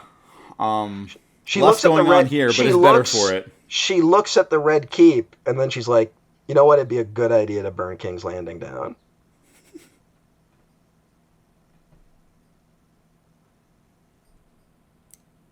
I mean, Emilia Clarke the building should was so be in red. this movie. Emilia Clarke should be in a lot more things, frankly. Yeah. We didn't do right by Emilia Clarke. No. She should come back and stuff because she's a wonderful actress and her press tour stuff is always delightful. No. Look up any Emilia Clarke interview. Mm-hmm. You're gonna have like the most fun with any interview you're gonna see that day. I forgot she was on Secret Invasion. No. Have you seen that image? No. Why would I?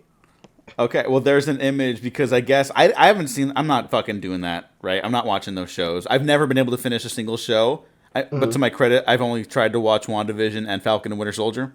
But I guess in the Secret Invasion show, she is Talos's daughter, the Skrull from Captain Marvel, right? Mm-hmm. And so she's a Skrull. And because they introduced the Super Skrull concept somehow, I don't know how, but that's a thing, right? And in the comics, it's like, the Super Skrulls take all like the Avengers powers or whatever. And in the show, it's like a serum that the Skrulls can take to become all powerful and get all the Avengers powers. And so she does that to fight the evil Skrull in that show. And so I have to send you a picture. She gets the Avengers powers, but it's like Captain Marvel and like Drax's arm, and I'm not even like literally his arm. You haven't seen this picture? No. Are you serious? I'm gonna check when. Jesus Christ! People were saying that had the potential to be Marvel's Andor. I just want you to remember that. Diego. Yeah. We should be shot. We probably should. For knowing everything you just said to me, we don't have any right to live. We really don't. We're the reason the world is in the state it's in. The fact that I knew what you were talking about was Super Skrulls. Yeah, it's not looking good for us. Anyway, back to Dungeons and Dragons. Yeah. This is the opposite of that. Yeah. Well, they get out of prison with the help of JARNATHAN.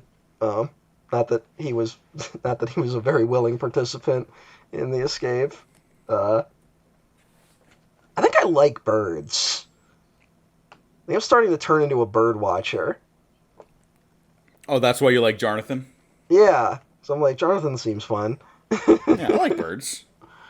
Yeah, birds are fun. They mentioned Baldur's Gate. Baldur's Gate reference. Oh yeah, that's the one time, right? Yeah, I think it's the only time they mentioned Baldur's Gate. There's a couple other references to other things, but and then of course it takes place in Neverwinter. So, but maybe it's me jumping a little bit ahead, but not really because we get reintroduced to like Hugh Grant and stuff like that. But before I forget, because I will forget it if I don't say it. Sorry. Okay, go. Another element of him not understanding how to truly support his daughter, even though he does love her. When he's in the prison, he makes her mittens, which he gives to her when they're in the city of Neverwinter.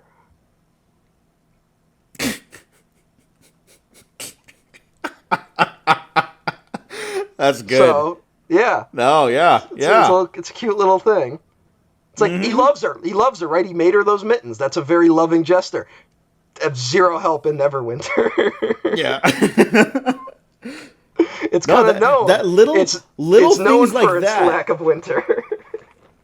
Little things like that are very funny and inform character. And that's kind of like the secret sauce to a movie like this. Well, that's why I think I responded so much better to it on rewatch. For the first time, I kind of just took it as it was. And then on this rewatch, I was able to really appreciate a lot of the little gestures the movie had.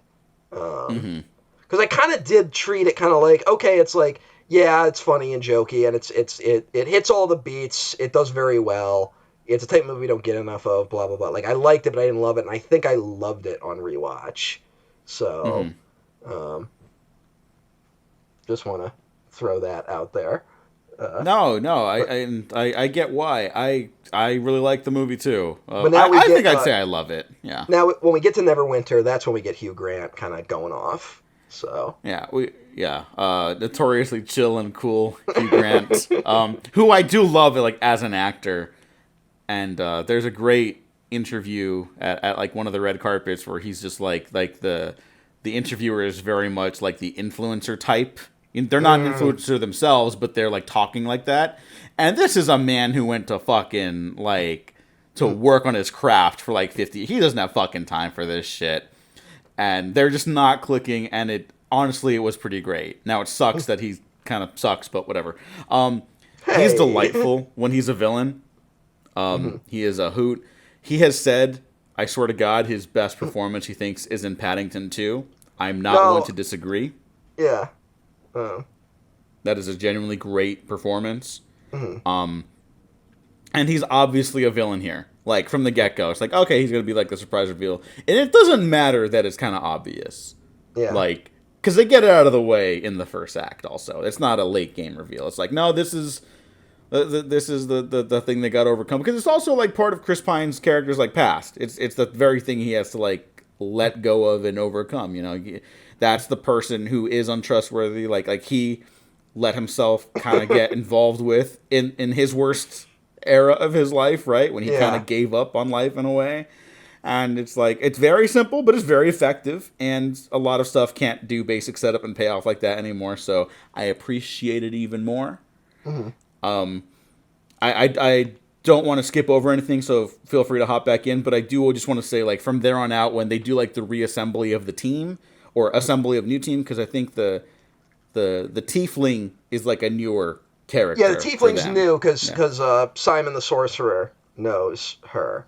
But as they do like the team gathering thing, like usually it's kind of like I'm always like on the lookout for like, is this gonna feel like cheap? Are they just throwing these together because they got like certain actors? Like you never know these days, right? Like, no, I know what you're saying. Like honestly, like something like the first Avengers movie, like really kind of like spoiled a lot of people, I think, because it's harder to do that than it looks. And this movie's like just so effective in like, okay, we're moving along the narrative. We're never really stopping.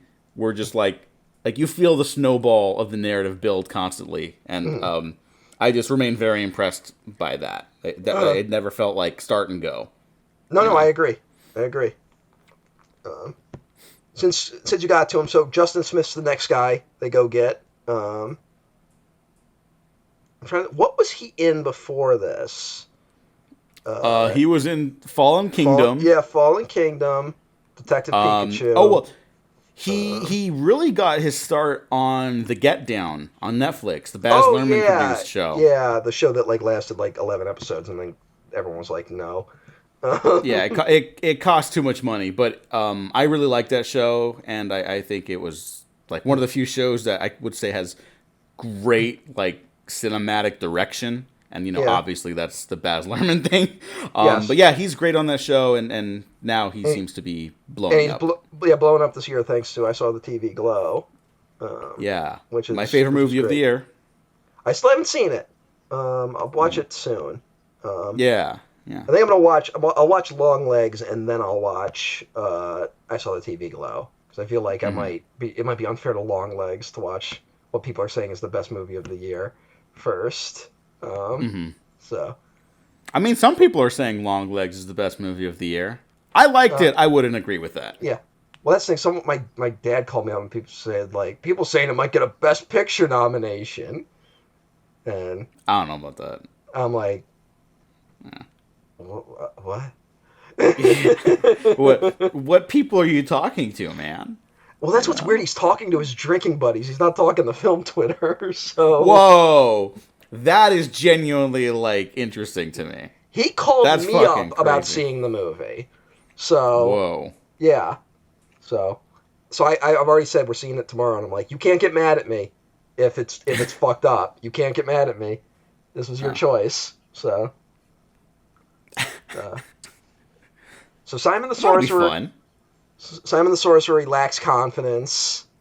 In fact, that's his whole thing. He even fails a charisma check very early on. When he's like, it's part of the show. He's lying. And then they all try to attack him. Yeah. So that's his, I do like his constant, like, there's no way I can't just fix everything with magic. And it's like, well, then what do we do? He's like, well, I mean, if I was a good wizard, we could solve it with magic. And that's such a smart, like, narrative thing, because it's like one of the criticisms for something like the Doctor Strange movies, and this isn't even me shitting on them, it's just like, I think it's a viable criticism that, like, you know, the magic often, like, comes down to, well, they're shooting the beams harder. Yeah. You know? And that's not even those movies. I'm just bringing them up because they're, like, the most popular magic movies recently. Mm-hmm. But, like, it is something to think about. Like, why can't magic just solve everything? Mm-hmm. It's like, it's made up, like, genuinely, why can't it? You better have a fucking answer if you're making this story. And here they got one off the bat. So, and here they have on a really novel concept, which it depends on who's wielding the magic in terms of character. Mm-hmm. You know, you could always do that with a magic using character. Yeah. Instead of be like, he just went through the obstacle course enough times and now he can shoot a yellow beam. Yeah. Man, I wish The Last Jedi had that. Then I would believe that Rey was a really good fighter. I can't. I'm gonna have a stroke because I brought it up in the last recording. I just watching The Acolyte. It gave everyone, like, all the people criticizing stuff from, like, The Last Jedi. It gives people, like, similar stuff to what they not out of its way. It doesn't go out of its way to bring this stuff to the audience, but I could just see the stuff that they used to criticize, and now they get it, and they're like, yeah, well, why is that in this show? And it's like, you're gonna die someday. I don't know what else to tell you. Because they decided to do it now. Yeah, it's also like, why is anything in it? Like, yeah. Or like, here, I heard this complaint in real life for the first time recently, where someone was like, well, if they could destroy an entire fleet of starships with a hyperdrive suicide run, why don't they just do that? Why didn't they do that for the Death Star in the original movies? And it's like, I don't know how to explain to you that it's not real. They didn't think of it when they made the original Star Wars. That's why. It's not real. It doesn't I don't know matter. what you want. It truly doesn't matter. None of the space combat in Star Wars makes sense. You would never land on a planet. You can't hear lasers in space. Yeah. There's no sound. What the fuck are you talking about? Why are they swooping in and out? There's no gravity. Why are you flying like that? Like you have to pull the stick harder. It's not real. There's no friction. I want to see if Dungeons and Dragons Honor Among Thieves has that subset of fans from the D&D like groups. They're like, well, actually, the paladin wouldn't act like that and whatever fucking. I'll say but maybe I just because I hang out with cooler people, like the majority of people I've spoken to are kind of like, even if it doesn't get the, like, minutia right, they're like, it totally captures the vibe of playing a D&D game, which I think is more important than, and I think they agree that that's more important. So, which at least that's what I've heard. And I think D&D fans rightfully had their knives out before this movie, considering the stuff Hasbro was pulling. So,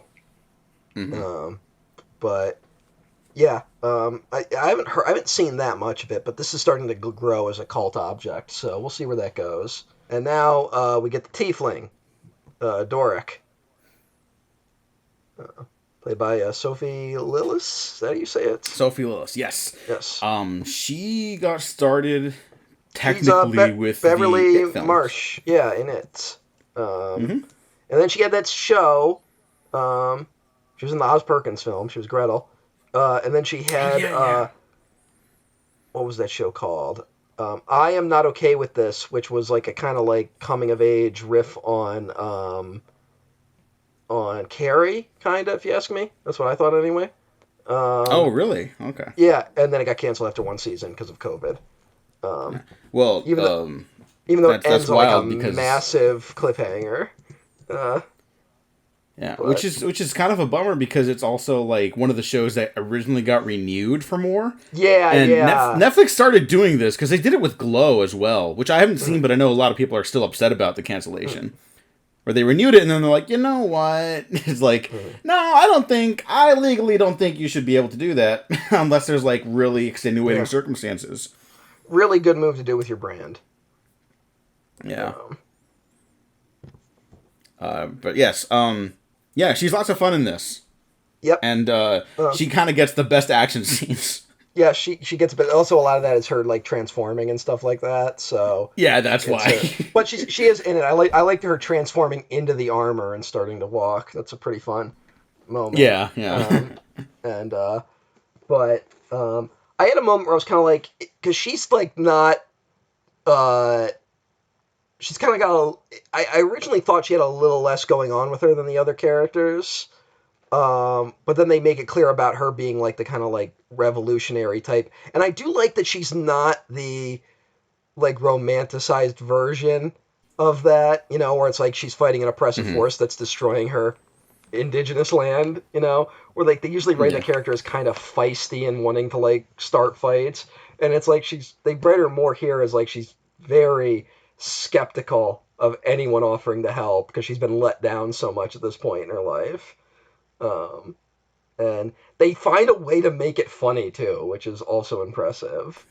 Just something really fun about the transformation sequences, and like down to the point where like some of the action is maybe a little overly familiar, but it almost doesn't matter because it's like so like effective in its execution. Like the big defeat of the villain in the finale, like it's just her doing the Hulk Yeah, smash it's the stuff. Hulk smash thing. It's but it's still fucking funny.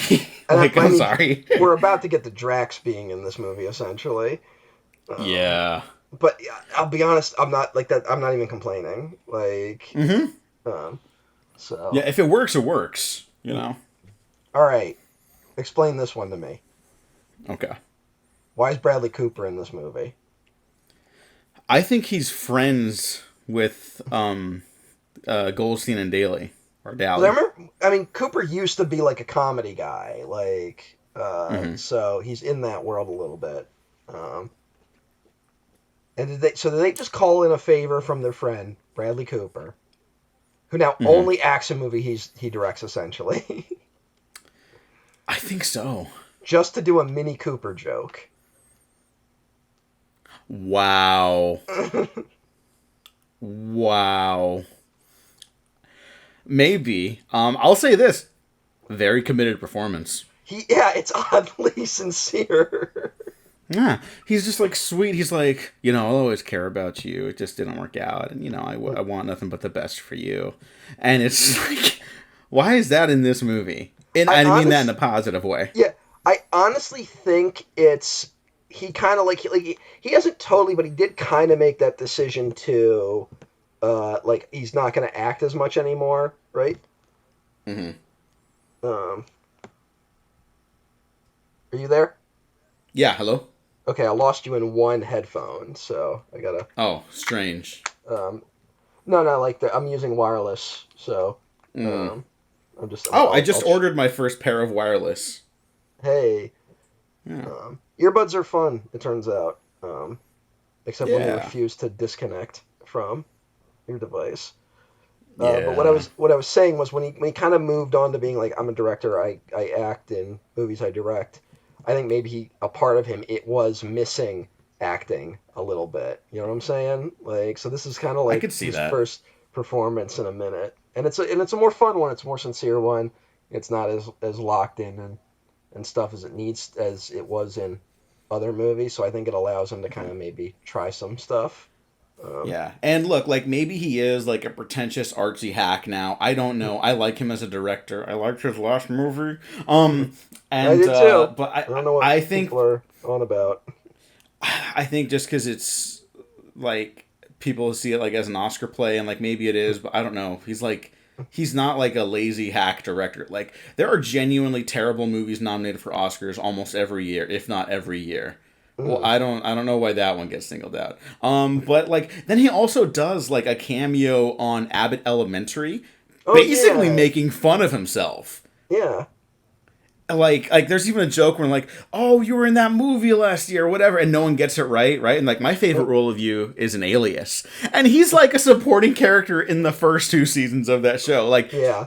there and like someone has a joke like, oh well, like you were someone in Oppenheimer, right? And he's like, nope, wasn't Oppenheimer. And someone else goes, everyone was in Oppenheimer. If you weren't, that's a you problem. Like, like I don't know. He seems like a chill guy. I don't know Yeah. him It personally. was Maybe there's some yeah, horrific story out there. You never know yeah. anymore. I But I yeah, I like him. I'll say this this is beyond his control, but his Wikipedia picture is giving me bad vibes because he looks like he's trying to dress like Steve Jobs. So, Oh, um, oh no. so but like who knows that could be from anywhere. But yeah, I Yeah, feel like he got made into the villain of the last award season, and I felt that was frankly unfair.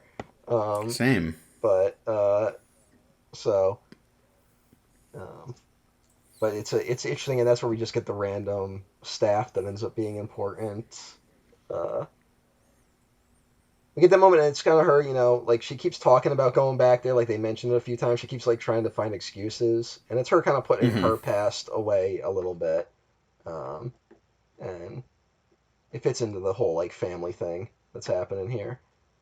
Yeah. Because there's a throwaway line is that she got thrown out of her tribe for falling in love with Cooper. Um, Hmm. that like that's why she won't be buried with her ancestors or anything like that. Uh, it's like they do some they sing some song when she's dying in that moment, which is part of that. Like it's just kind of symbolic of that. Like she has her tribe now. Um, Hmm. so good No, choices no, all it's around it's for the yeah, yeah. narrative. I mean, like it's all just like very effective narrative decisions to like fill out the characters and their worldviews, and Yeah. I don't know. I feel like I have a solid understanding of every character in this movie in a way I don't from certain franchises that are Yeah. like three films deep. You know? Certain franchises where the characters should be very easy to define considering their pop culture shadow. Uh, Yeah, but you would think. you would think. Uh, we get the graveyard sequence after that, which is one of the more fun sequences of just raising people Yeah. from the dead and asking them questions. I'll be Uh, honest, when I first saw the movie, because they really like played that clip a lot, like in the promotional run for the movie, right? Where they're like, "No, is that three questions? Yes. No, no, no, no, that wasn't a question. Do you understand? Yes. Okay. Well, then it's like boom. Okay, right. And then that goes on for like a minute. mhm. And at first I was like, it's kind of overstaying its welcome. And then it kept going, and it made it funnier for me. Yeah. Like I, sometimes it just happens. Like something's not funny until it's super funny again. I'm glad I missed that trailer, whatever that one was. I don't remember that being in the trailer, but I'm at a point now where like I just like if I see an ad, I'm like, okay, I'll see that. I just don't watch anything else, right? Yeah, Um, I don't really check out trailers like too often anymore. Then, so after the graveyard sequence, which is kind of like a nice, a kind of fun way to get a battle into the movie, right? Like Mhm. there's not like an epic battle, but we see like parts of it. It's a good use of its budget, I would argue. Yeah, Um, yeah. I and just then like we, I'm in the flashes of like the characters dying and being like, oh, I died over there. I saw it over there, and like they yeah, have to keep going to the the, people the who one, died. the one guy who slipped in the bathtub, which is pretty Yeah. funny, because of course you would find a guy like that. Uh, but we go on from this to the paladin. We meet the paladin. Um, What's that? His introduction with like the catfish people Well, or it's whatever. a literal save the cat moment. Yeah, He literally saves the cat, but it's that's the joke. mhm, Is he's like an overly perfect character that they meet in the middle of all this. yeah. Now everyone else is an embarrassing mess, Mm, and this is like the character they throw into the campaign to get mm, everything back on track. mm. And I guess this is just a D&D stereotype. This is all I've only heard this through nerds in the grapevine, but I guess people who play as paladins tend to be overly committed to their role during Oh, that's very games. funny. So I think that's part of the inside joke happening here. Um, Yeah. But you know what I really like about this character? Because, like, usually this character type is like, oh, they're so perfect. They end up becoming, like, an antagonist or, like, an obstacle to overcome. And it's never really that. Like, he's not in the movie for very much, so it's funny that, Reggie Jean Page, Reggie Jean? yeah, he Regine? got like third build. Yeah, he's third build. I guess it's just that Bridgerton hook, you know? Because he was in the first season of Bridgerton, and that kind of took the world by storm. So everyone was like, "Oh, we got to get him like up in this shit."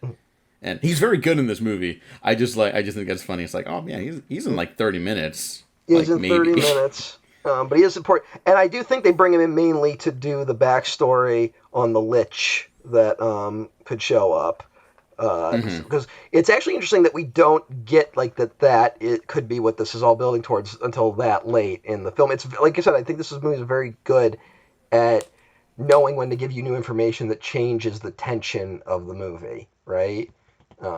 Had they Yeah. started with some dumb opening about a lich, it would have sucked.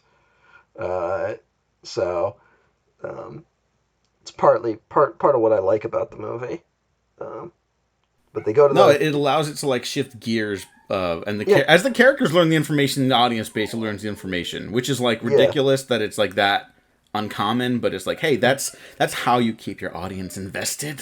yeah. You want to constantly be shifting the tension of the movie, you know, in Hmm. a fun fantasy setting like this, anyway.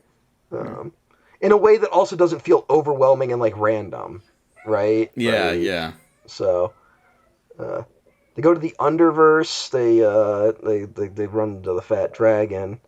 Um, they go to an overly. I feel like the bridge scene is a bit of a diss at the other Dungeons and Dragon movie, where because remember he had that Oh, like that's the one you're stupid talking about. obstacle course that he had to Yeah. do. And I feel like it's part like where he does the whole thing where it's like we have to step on the path X way and blah blah blah, and then he just steps on the whole thing, just falls down. Um, so uh, No, but like that whole sequence, I think to me is maybe the most entertaining of the mm, movie. mm, Because I mean, one, there's like the only sequence where they're literally in the dungeon, you know, yeah, with the dragon, which isn't like my barometer for a Dungeons and Dragons movie necessarily, but it's just like it's fun to watch like just a pure fantasy setting thing yeah, like yeah, that, and the fat dragon's just like that's great. Like, oh, it's a little too heavy to fly. yeah, It's yeah. like look, it's very like basic, but like it makes What's the me joke? laugh. I can't remember what the dragon's name is, but like we fell into the lair of blah blah, blah. And it's like, did he eat the last one? Like that's a pretty funny Yeah. line. Um, Yeah. And I mean, uh, like, for like the conception of like fantasy dragon creatures is like, they're guarding their gold in a cave, and it's like, dragons. And like, how did we get there? Just like, as like a culture, why did that become the predominant image of dragons for a lot mhm. of the world? Where like dragons are guarding gold in a cave, like they're dragons. um, Wouldn't they be flying around? uh, well, in the Hobbit, gold specifically attracts dragons. Uh, but that's I don't know when it comes before that. I don't know the history of dragons I don't know. I other just think than that's funny. That's what I thought about this time. yeah. Well, there was just a time where we were obsessed with gold, so it was like, well, where did all the gold go? Ah, dragons took them. Like, but if you can make the fucking philosopher's stone, you can make anything into gold, right? Like, Hmm. we'll be talking about more dragons the longer the series goes on. Um, Oh yeah. yeah, Yes, we will. several Yes, dragons. we Will. That's right. We're doing Peter Jackson's Hobbit trilogy. I have a gun. We're There not. you go. I know we're not. We're not doing that. I'm sorry. I'm sorry to disappoint everyone, but we're not. How about this? If things go well in November, we might do it. Yeah. Okay. What do you mean by well? The fuck do you think I mean by that? Either things go really bad or either things go really bad or they go really good. Yes. Okay. Well, we will see. I We don't will know. see. It's not great. It's not great. I want to shout out the actress Chloe Coleman, who plays Chris Pine's daughter in the movie. I think precocious children are a very hard line to walk. I think the whole thing is that she's not really precocious. She's she's literally just a kid in this, and maybe she's less well defined as the other characters, but like you don't need her to be the most in depth character either. So whatever. Mm-hmm. I don't know. I think the actress is very good. She doesn't get it on. She's in Way of Water. That's her? I don't know who she plays. It just says she's in Way of Water because I don't care about those movies enough to learn who anyone is. Oh, okay. Okay, I'm seeing. Okay, no, she's young Loak, who is the whale boy. Loak. In the introductory scenes. Loak. Yeah. Loak. It's classic Loak. That's my boy. Loak. He's always. I remember when Loak was coming in here pulling some Loak shit. Loak. It's a great movie. Yeah. You all need to get your fucking Now that's head a great checked. fantasy. No. Yeah, you know what? Every once in a while, we all stand on our own islands, and I think the Way of Water is your island. I'll fucking leave you on an island, motherfucker. Yeah, because then I could live out the Lost fantasy. Yeah, it'll go a little different. It'll go a little different. Yeah, I think it would. I think it would. I think I would die of starvation in like a day and a half. Yeah. Actually, I will say this. There was a line in this movie that I did write down because I actually really liked it, which is kind of the whole Chris Pine's whole thing where he's just, we must never stop failing because when we do, we fail. I was like, yeah, you're right. I never thought of it that way. So I'm gonna hold that line close to me going forward. Okay, yeah. I mean, that is kind of like the best stuff of the movie. Is like it's very sincere, but it's also like that is a ridiculous fucking line. But also very sincere. Like he totally means it, you know?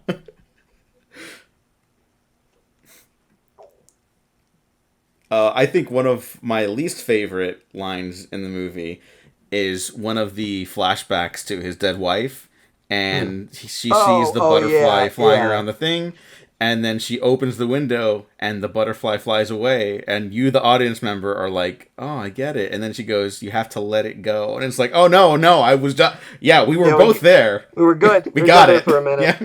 But... yeah. And that is just a modern movie problem, so I have no anger. I just wanted to make that joke where it's like, no, everyone got it. You did good.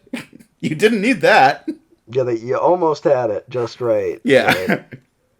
Yeah, whatever. Could be worse. Yeah, it could be way worse. And again, that and like some shoddy VFX are my big criticisms of the movie. That's how you know it's a good time. Let's see. The Paladin doesn't stick around very long. Paladin leaves. They have the helmet of disjunction. I mean, this is just a lot of stuff that kind of happens all together, right? He's got to get over. He's got to, the lesson ends up being he's got to learn his confidence, but like that takes a minute because then they try the other plan. I do like that their plans keep failing and they have to either like fall back on something or do something again. But it's also a really good way of like slowly parsing out the information of just like, oh, he's robbing the city, which is like the first reveal, right? That he's looting the city.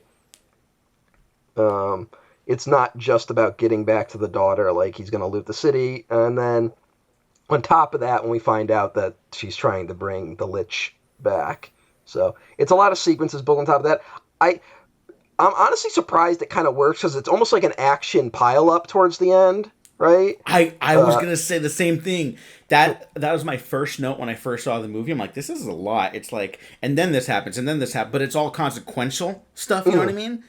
And it's almost like the movie has like three different action finales. It's first it's the heist, then the gladiatorial combat, then the escape, and then the return, and then the defeat. So really, it's like five. Mm-hmm. But it all works, so Yeah, it yeah. doesn't matter, you know. Mm-hmm. And they're all very fun individual sequences. Like I really like the maze gladiator stuff a lot. Yeah, yeah. Um, The also the I'm sure you've read this, but when they get to the center and there's all those people in the cage, that's the cast of the Dungeons and Dragons cartoon from the '80s, yes, I did hear about that. which is Gene and I did an episode on this movie when it first came out oh, with okay. a writer friend who is a big D&D head and explained that to us. So Yeah, yeah. yeah, Apparently, shout out Michael. that cartoon is apparently fondly remembered. And I think it ends on a cliffhanger and was never resolved. Some like 40 years ago at this point. Oh Uh, well, here you go. Now they're in the movie and they die. well, we don't know. They're Oh just no, in the cage. We don't totally that's right. know. That's right. They So they could could have survive. they could totally get away with it. Yeah. But There you go. That's a post-credit scene idea. They're like, "Oof, we made it," and then they get yeah, into like a, they needed like a out of the frying pan into the fire moment, yeah. and there you go. That's your I post-credit think scene. if I'm wrong, I think the premise of that cartoon was kids getting sucked into their Dungeons and Dragons game. Oh, So it's okay. about them trying to get out and back into the real world. Um, so uh, they didn't get out; they're stuck there. Oh Anyway, no! Oh no! That's sad. hey, no wonder all kids from the '80s are kind of fucked up. Yeah, It's the cartoons they had. I have like a whole thesis about the '80s again, and they're fucking terrible Yeah. decade Did you, for art. Whatever. did you ever see the We don't have time to cartoon get into Mighty that. Max? No, what's that one? Mighty Max was a kid who got like a magic hat, and it took him to some world where he was a hero. Um, and the last episode is everyone dies. Are you being serious? Everyone dies. Everyone dies. But then like something happens that sends him back to the beginning of the series.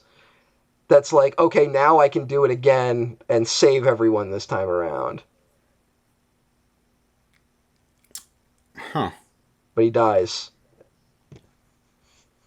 All his friends die. All the characters he's met over the series die. That's a little heavy. Yes, it is. Good game, Mighty Max.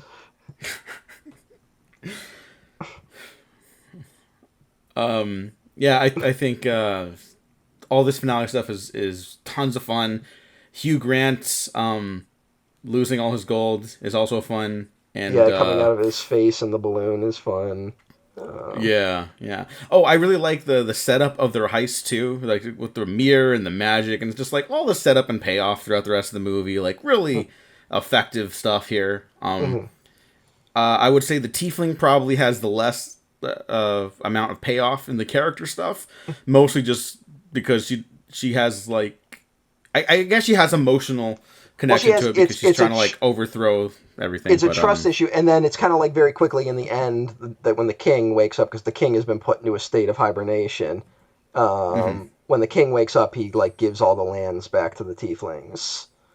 yeah, and So I guess it's just besides that, like everyone else has like an immediate character connection, and yeah, yeah, she does not. She learns to trust people, which is nice, but I guess it's just less impactful than everyone else. yeah, yeah. Like Justice Smith overcoming like his anxiety and fear, Mhm. and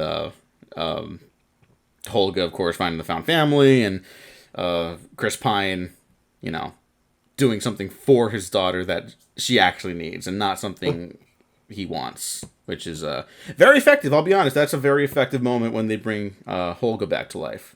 Yes. Or she's dying too. It that gets me a little bit, Mm-hmm. Turns out it's a good movie. Yeah, it's a great time. Go watch it. Honestly, if you're on the internet, you've probably seen Dungeons and Dragons on. You probably Thieves. have. Yeah. But if you haven't, go check it out. Yeah, we just spoiled it. It's actually good. It's actually good. Yeah, but you'll enjoy it even more. So. Yeah, I might throw it on again this week. Honestly. I might too. We do have other movies we need to watch. So. Yeah, I'll watch it twice in 2 weeks. All right. Care. Yeah.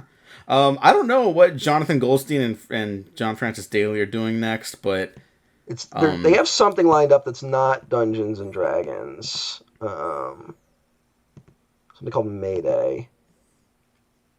It's an action adventure film starring Ryan Reynolds, which isn't a good start. But you know what? Because Ryan Reynolds almost exclusively worked with his Deadpool writers for the better part of a decade. Mm-hmm. They have no part in this movie. I think it'll be good. Yeah, but who knows? I mean, yeah, you never know. But the fact that they're not, it's them writing. They're not credited on it.